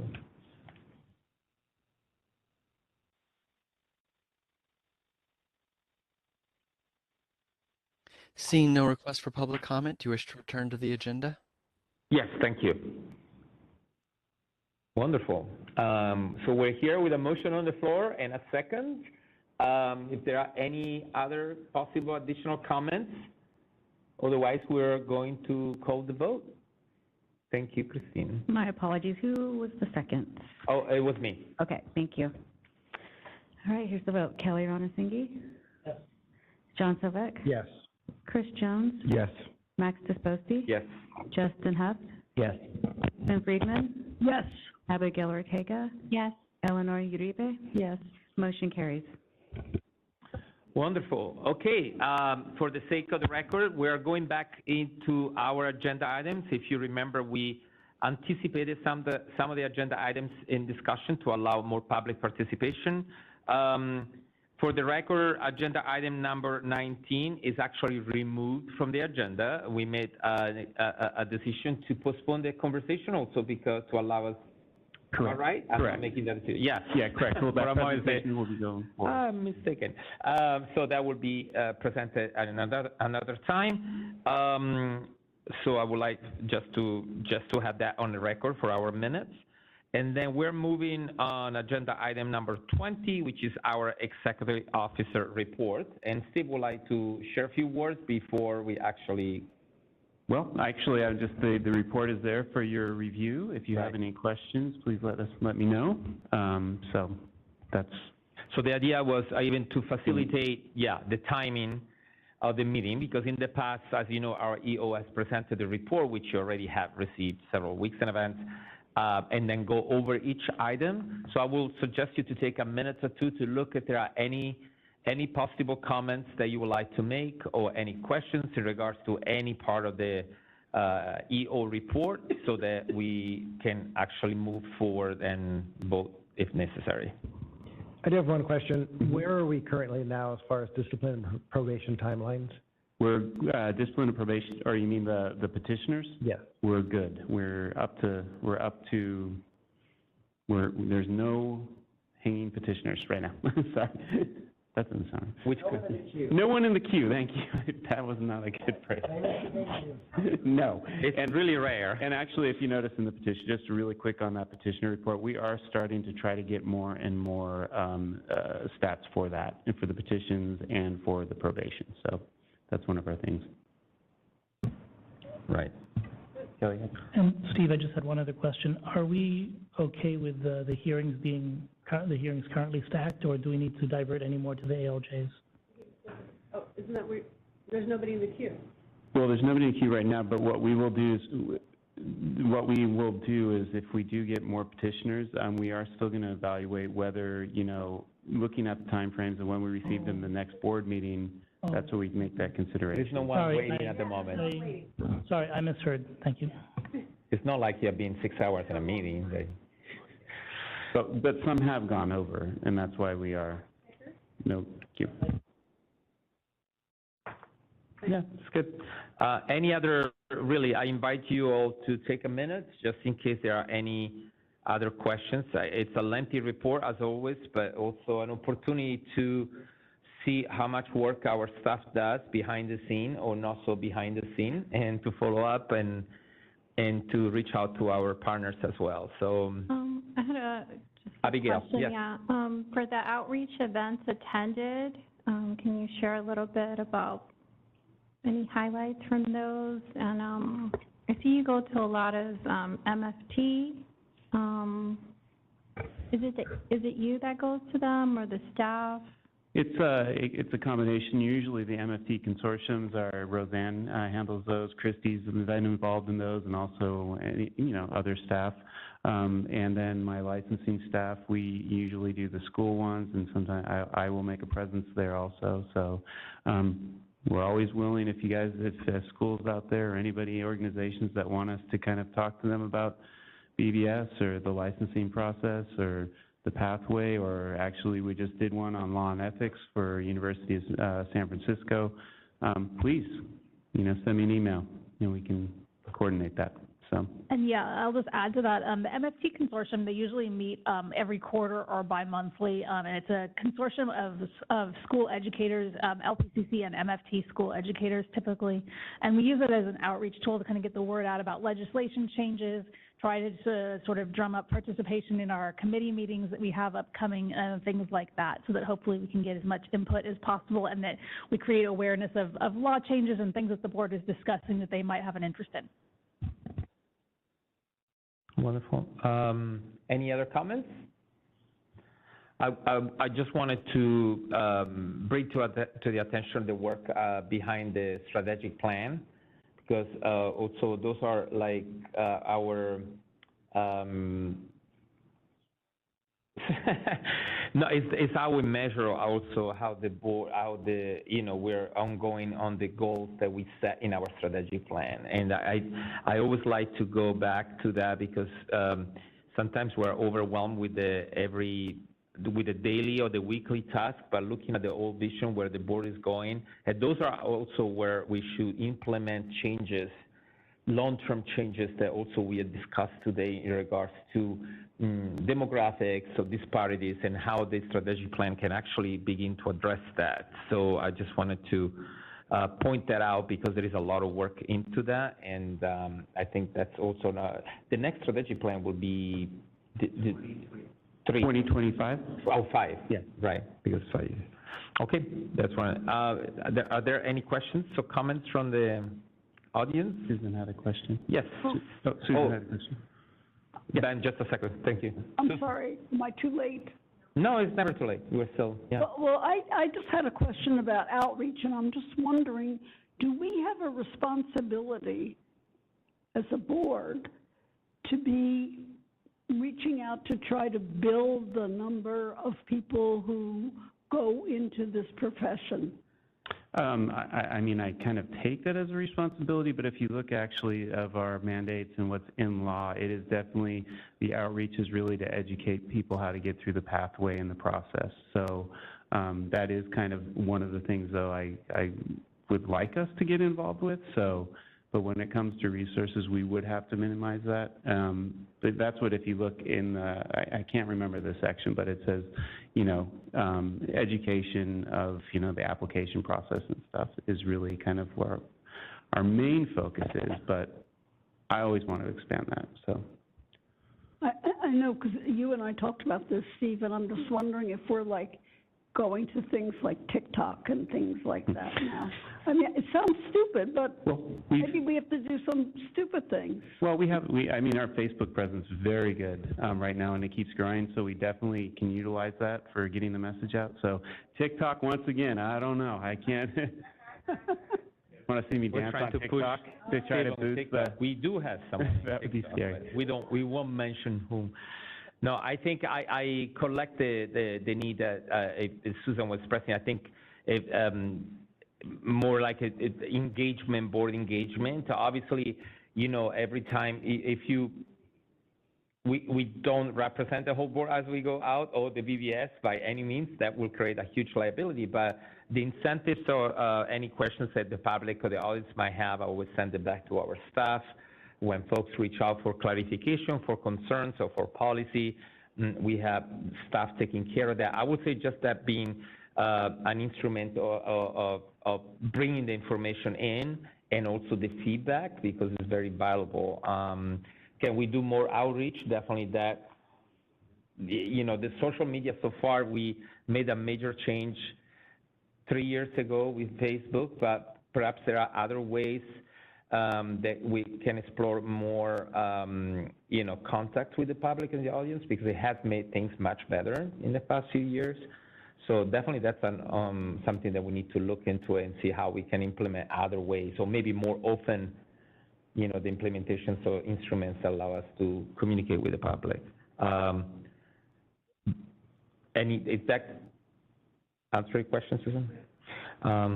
So any other questions, comments? Ben, sorry.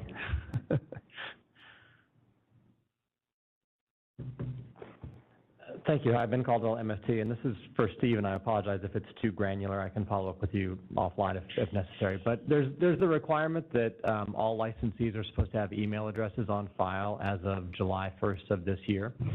And I was just looking at one of the board newsletters that talked about this process on Breeze. Do you have to actually file a change of address form, or is it enough to have your email address linked with an account in Breeze that is connected to your license? I think people are wondering about, like, how do you actually do this? That's a fantastic question, and I think we put that out on Facebook occasionally. And so people don't understand the email you actually put into to do your Breeze account does not associate with your license record at all.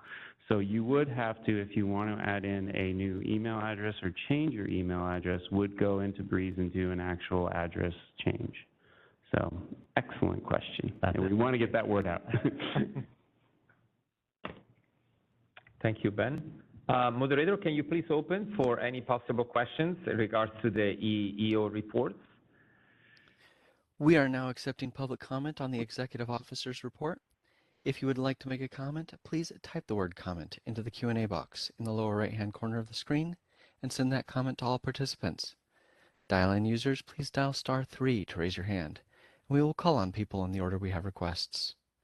We're going to take a few seconds now to see if we have a request for public comment.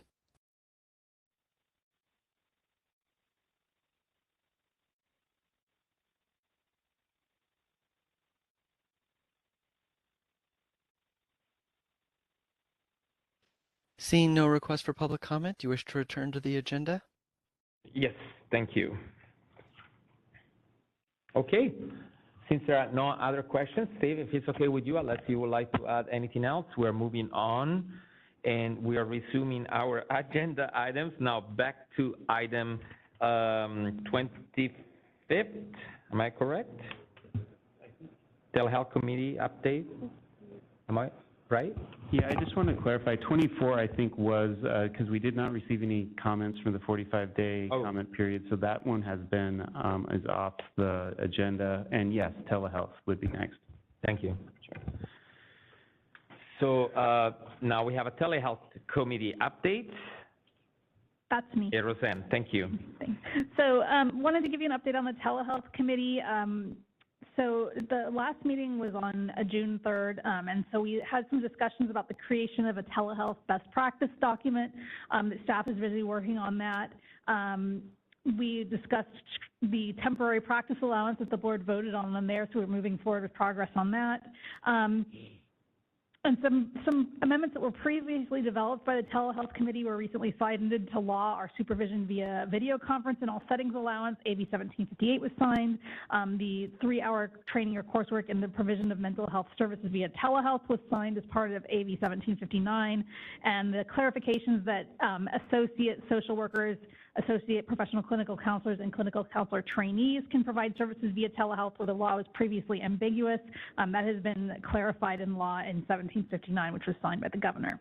So our next telehealth committee meeting is December 9th, 2022. So we're hard at work on working on the agenda for that. And we're going to be some of the things we're going to be discussing are online therapy platforms and alternative modes of therapy.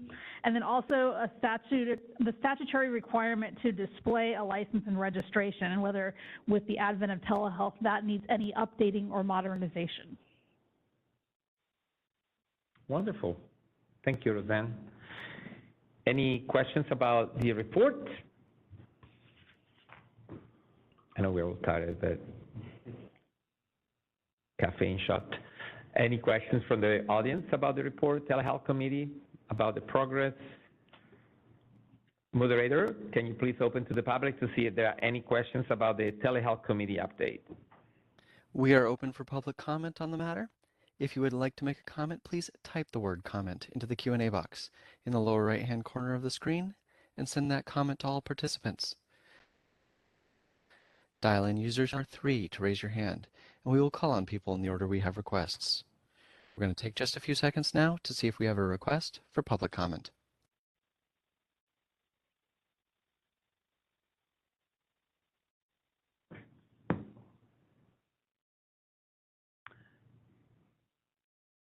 Okay.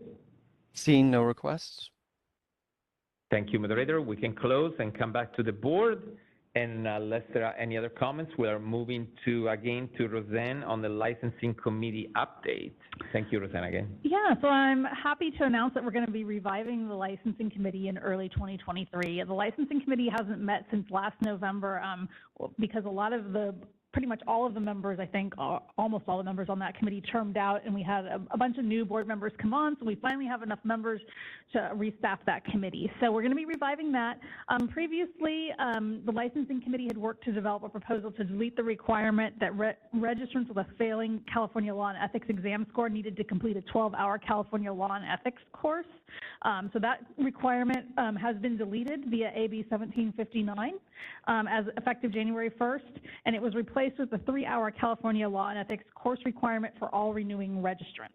So that will become law on January 1st, and we're working on the implementation of that upcoming. At the last meeting, the committee also had discussed the current 6-year limit on age of experience hours, and that was subsequently discussed by the board in August, so we did that as well. The next licensing committee meeting is going to be held on January 13th of 2023, so up here in a couple of months. Topics we're going to be discussing at that meeting include workforce development and then also pastoral counseling and life coaching.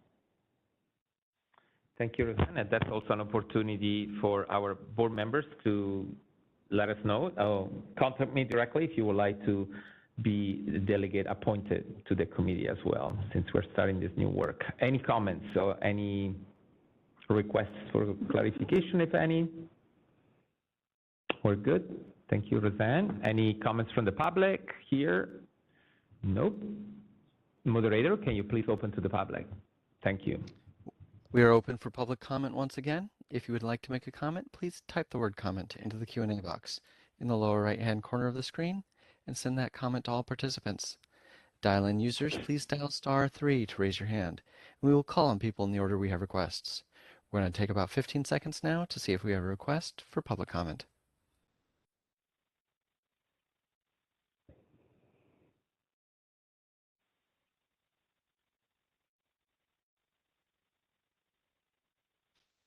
Seeing no request for public comment, do you wish to return to the agenda? Yes, thank you.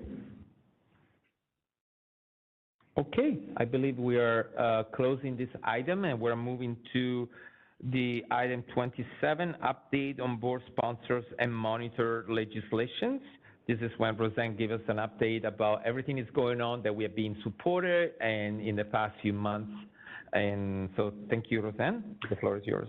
Yeah, so I've already mentioned the good news for the board are two bills, AB 1758 and 1759, were signed into law by the governor. So that's a good thing for us and our work moving forward. Also, our omnibus bill, SB 1495, was signed into law. There was one set of amendments that the Senate Health Committee had concerns and rejected its inclusion. The board had wanted to take trainees out of a definition.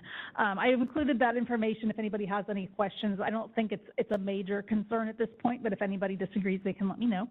A few other bills that the board took positions on, their status, AB 988, which provides ongoing kind of structure of the 988 mental health crisis system and ongoing funding for that. That was signed into law.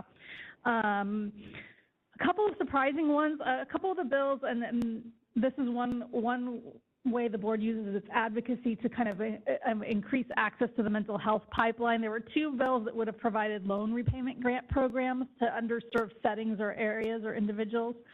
Both of those bills were vetoed by the governor. And I included links in your packet to the veto message. The governor actually, in his explanation, decided to go a different way and fund it through a budget process rather than the legislative process. So he kind of has different plans for what those programs look like. So those two bills were vetoed, as well as SB 964, which would have been a behavioral health workforce shortage landscape analysis.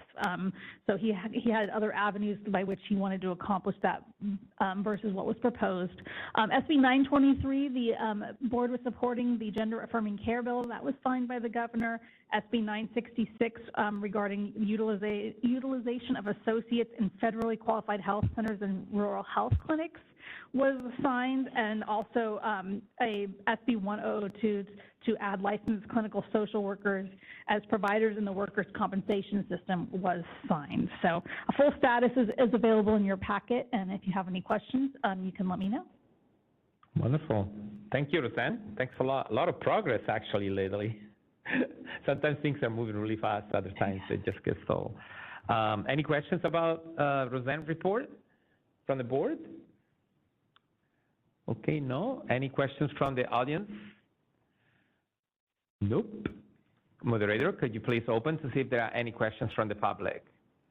We are once again open for public comment via WebEx. If you would like to make a comment, please type the word comment into the Q&A box in the lower right-hand corner of the screen and send that comment to all participants. Dial-in users, please dial *3 to raise your hand, and we will call on people in the order we have requests. I'm going to take about 15 seconds now to see if we have a request for public comment.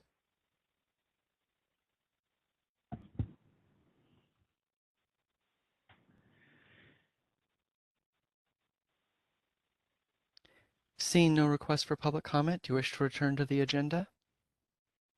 Yes, thank you, moderator. Oh. We're moving to item 28, which is the update on board rulemaking proposal. I do have Christy here, but I know Christy's not. Oh, she's here. Oh, wonderful. Christy, can you hear us? I can. Can you hear me? A little bit faded. A little bit faded? Right. Is this better? Now it's good. Now it's good. Okay. Perfect. Okay, great. Well, I don't have much to say other than I'm happy to announce our continuing education regulations were approved, and they will take effect July 1st of next year. And so we'll be rolling out more information on that after the January 1 law changes go into effect, just so there's not confusion.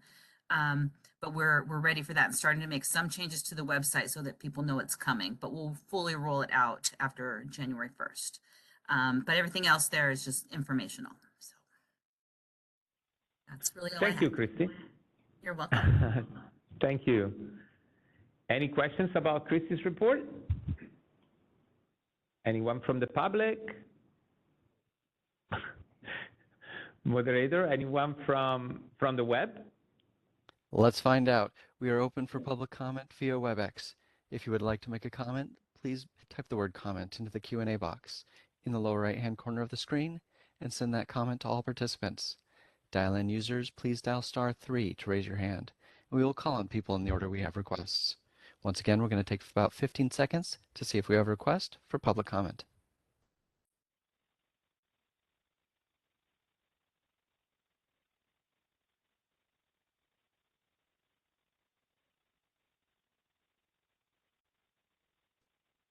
Seeing no request for public comment, wish to return to the agenda? Yes. Thank you so much. Thanks. Yes. Okay. I think that will conclude. Thank you so much, Christy, for connecting with us. We are moving now to agenda item 19, which is suggestion for future agenda items. If there are any suggested future agenda items from the board members, please is the time to come forward. Sorry, Abigail? If we haven't heard it already. Yeah. Wait, what? Go ahead. I was just saying, if we already haven't taken note of another agenda item through the meeting, if you have a new one. Oh, got it. Okay, yeah. Would love for us to talk about the protection of client confidentiality on social media. I don't know if that's inside of our jurisdiction, but and then I was thinking about. By social media, sorry, you mean like through telehealth experience? So that's what you meant? Or? No, social media, like therapists talking about clients. Ouch. Without names, but with a lot of information on Facebook groups, you know, things like that. Yeah, that's a total violation of my point. And then also was thinking about ways for us to share, like the implication of having a DUI on a license, like, you know, just really providing that education of like, if that were to happen, you know, what the implications are, what the consequences are, in a way for people to fully understand it. And I'm seeing it more of like preventative, perhaps, because I think people are very focused on like the paper, right, like their notes, and they're worried about all of those things, but we're just seeing a bulk of people that are drinking and driving. That's great. Thank you, Abigail. Can I ask a clarification for the first one? Yeah. Goes also under the educational aspect, so the fact, inform the public about the non-disclosures of confidentiality in a social media platform, because that obviously we do have rules and regulations that applies to it. So are you referring to that, or? Yes. Okay. And I think like people maybe are not, people are not clear, or there's something there that's not in the language where therapists think that they can still bring it up. You know, like, oh, if there's no identifying names or specifics, then I can still talk about, you know, a situation. Mm-hmm. But, you know, it doesn't take a lot for people to start making connections. Mm-hmm. Of like who, you know, who they saw you with, who was in the office. I don't know, but I just think it's time to like to bring a closure to that. No, thank you. That's why I asked clarification. Yeah. So that makes more sense. Thank you. And just because we talked about this, may I step in to have some thoughts on that future agenda item as well? Is the intent of the law is, or the letter of the law is in a big umbrella of confidentiality. Right. Because of the advent of social media, I think we need to look at those regulations to understand how we may need to change the intent of the law. Because people are not putting down, I'm seeing John Sovak at a thing, that would be breaking confidentiality. But they might be saying, I've got this client of a certain age, a certain hair color, and they talked about this. Mm-hmm. They're not technically breaking confidentiality, and yet they are identifying clients online. So I think that's where there's our legal aspect is crystal clear, but how it's being implemented across social media platforms, I think needs to be modified. Makes total sense. Would that, along with what you're saying? Yeah. Would that also in the licensing committee, they could actually address it too, since they're working on Maybe, it might be telehealth too, because we're looking at best practice documents, which we could address that in, actually. And there is stuff about social media in that best practice document, so I think it might be addressed there. So we'll look to see how we incorporate it. Yeah, thank you. Thank you, Abigail. Any others? Max, I would just Yes. ask for February, if staff could, well, I guess it's an agenda item on awareness for 2023. If staff could just present a very brief plan on 4 quick things. Mental Health Month for May, National Minority Mental Health Awareness Month for June, National Therapist Day for September 25th, and National Suicide Month for September. Sorry. So the national, I'm sorry, I got the main, what was the second one? National Therapist Day on September 25th, and National Suicide Awareness for September. And we can sort of spin it from our perspective, from the board's perspective, but perhaps in a sense of like recognizing the therapists who work in these issues or our licensees who work in these issues. I think it would be very nice. And maybe we could do a video, you know. Yeah.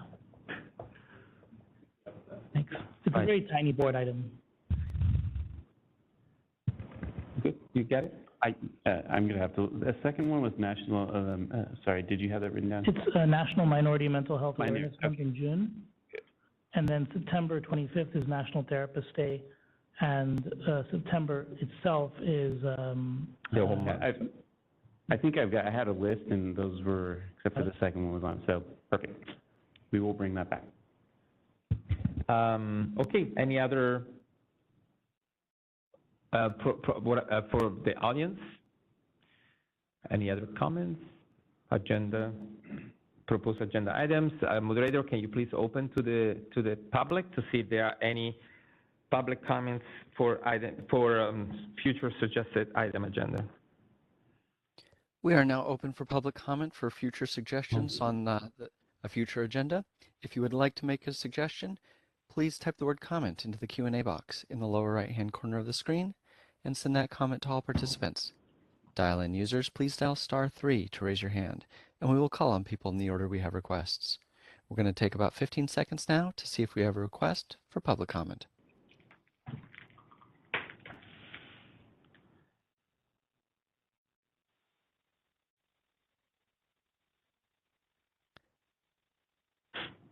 Seeing no request for public comment, do you wish to return to the agenda? Yes, thank you.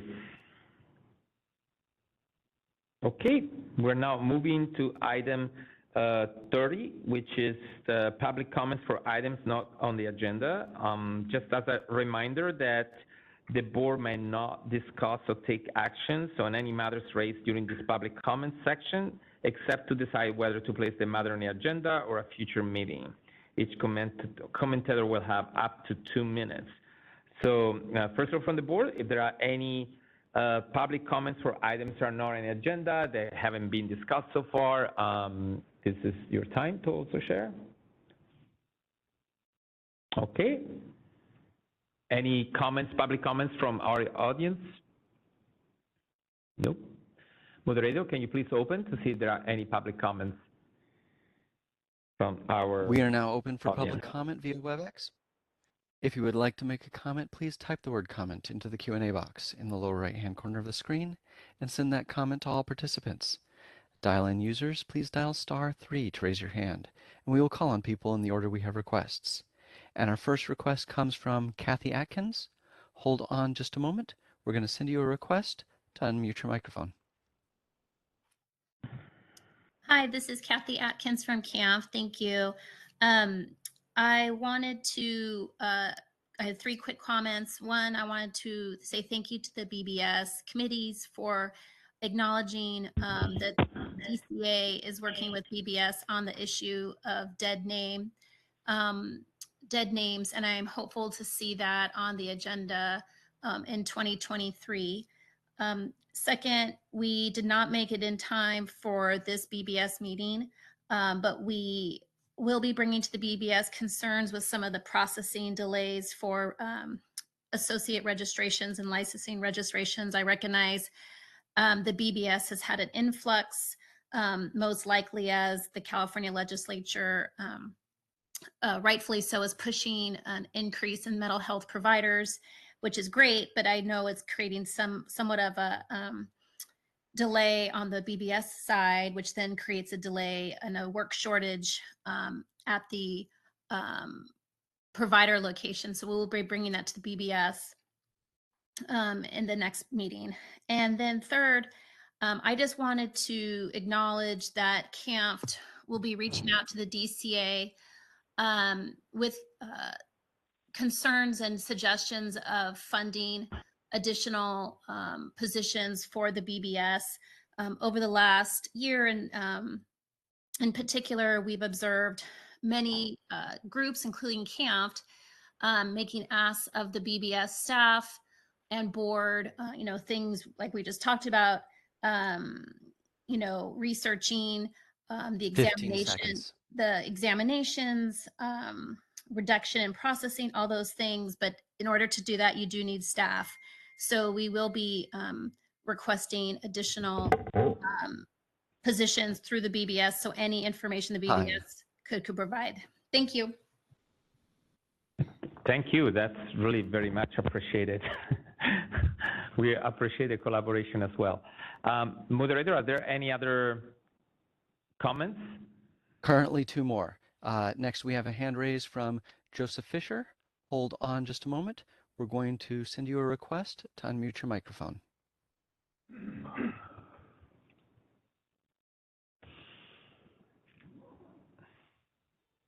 Hello? Hello, go ahead, please. Great. Thank you for hearing me. I registered in 2014 with the BBS as an associate social worker with the expectation that I would work in California. However, those plans never materialized, and I never used my first ASW registration employment in California, never submitted any clinical hours associated with that registration, never renewed that registration, and never used that registration for any professional purposes whatsoever. I returned to California in 2020 with the intention of continuing my career in social work. I began job searching and was quickly offered a job in a private practice, which had been my intended setting since beginning graduate school. However, the BBS informed me I was unable to accept the job because of the 6-year rule, which prohibits ASW registrants from working in a private practice after 6 years.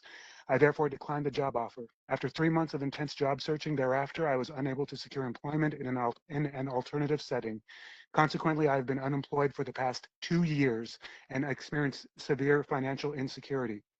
Having escalated this matter through the highest levels of the BBS and DCA, I have learned that because I have never used my ASW registration for any purpose, none of the rationales for this rule apply in my case. I have not used my ASW registration for long-term employment. I have not received any supervision since receiving the registration. No employer has overly relied on me to provide services because I have not been employed as a social worker since receiving my ASW registration.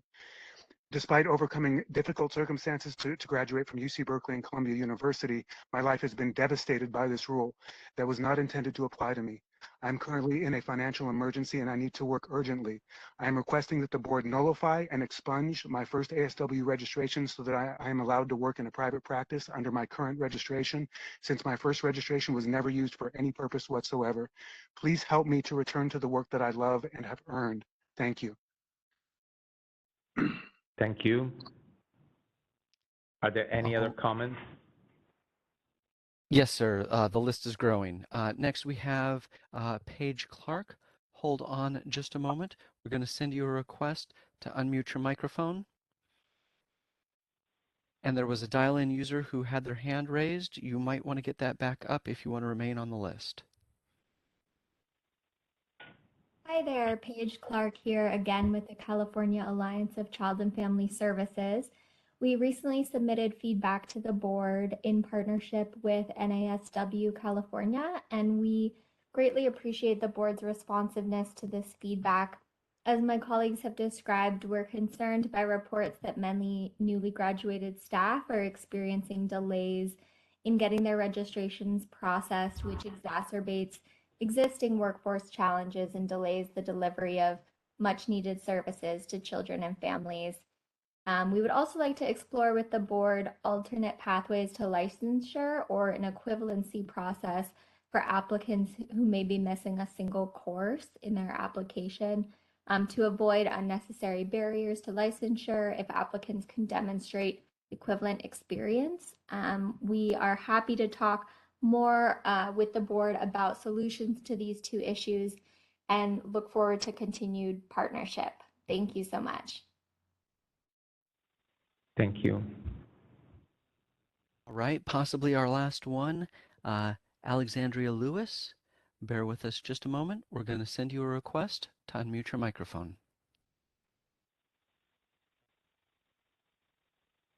So my name is Alexandra L. Lewis, and today I want to address the board about the associate application process. I'll start off by saying that I appreciate the hard work of those who process applications at the BBS. What I'm here to talk about is the length of time this process takes, the length of time those of us on the other side must wait to receive our numbers, and how this affects both us and our clients. When I turned in my associate MFT application, I was told it would take no longer than 4 to 6 weeks. At week 8, my employer, Julia Rosengren, who would be here with me today if she didn't have clients to see, reached out and she was told it would take 6 to 8 weeks. We are now at week 11 and still waiting.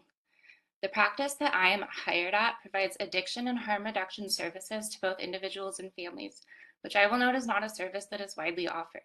The longer that I must wait for my associate number directly affects the amount of time clients must also wait. And as we know, timing is critical for this population. I will also address the greater need for mental health services we've seen since the pandemic. More people need care, and when so many providers must discontinue their work or wait to begin work, this prolonged waiting time creates a barrier to those seeking help. I have read comments and spoken to others in the same situation as me to find that there are providers losing their clients and even their jobs. We are at a point in this world where we need professionals to be able to work and help clients, not the other way around. Regarding this persisting issue, I do have some suggestions if you would consider them. The first would be to extend the 90-day post-graduation period for those who have turned in their applications but are simply waiting. Another is to allow status updates so that us waiting are not left in the dark. I know there is a lot of work being done to complete these applications, but something needs to change because the work we do is important, and our clients need and deserve prompt and consistent care, which is hindered by this application process. Both myself and my employer do hope that the BBS can find a way to move people forward in a more effective time frame. Thank you for listening. Thank you. Was that last comment, moderator? Yes, Mr. Chair. Those are all the comments we have at the moment. Okay, thank you. And then we're coming back to the board, and with that, we'll conclude our Board of Behavioral Sciences for today, and we are re-adjourned to, oh my gosh, February 2023 for our next sessions. But as a reminder, we do have committees meetings, and they are posted on our website. So if you would like to participate, feel free to do so. We'll soon send out also the agenda for those respective committees. So thank you for being here in the past 2 days. We appreciate your participation, and we are adjourned. Thank you.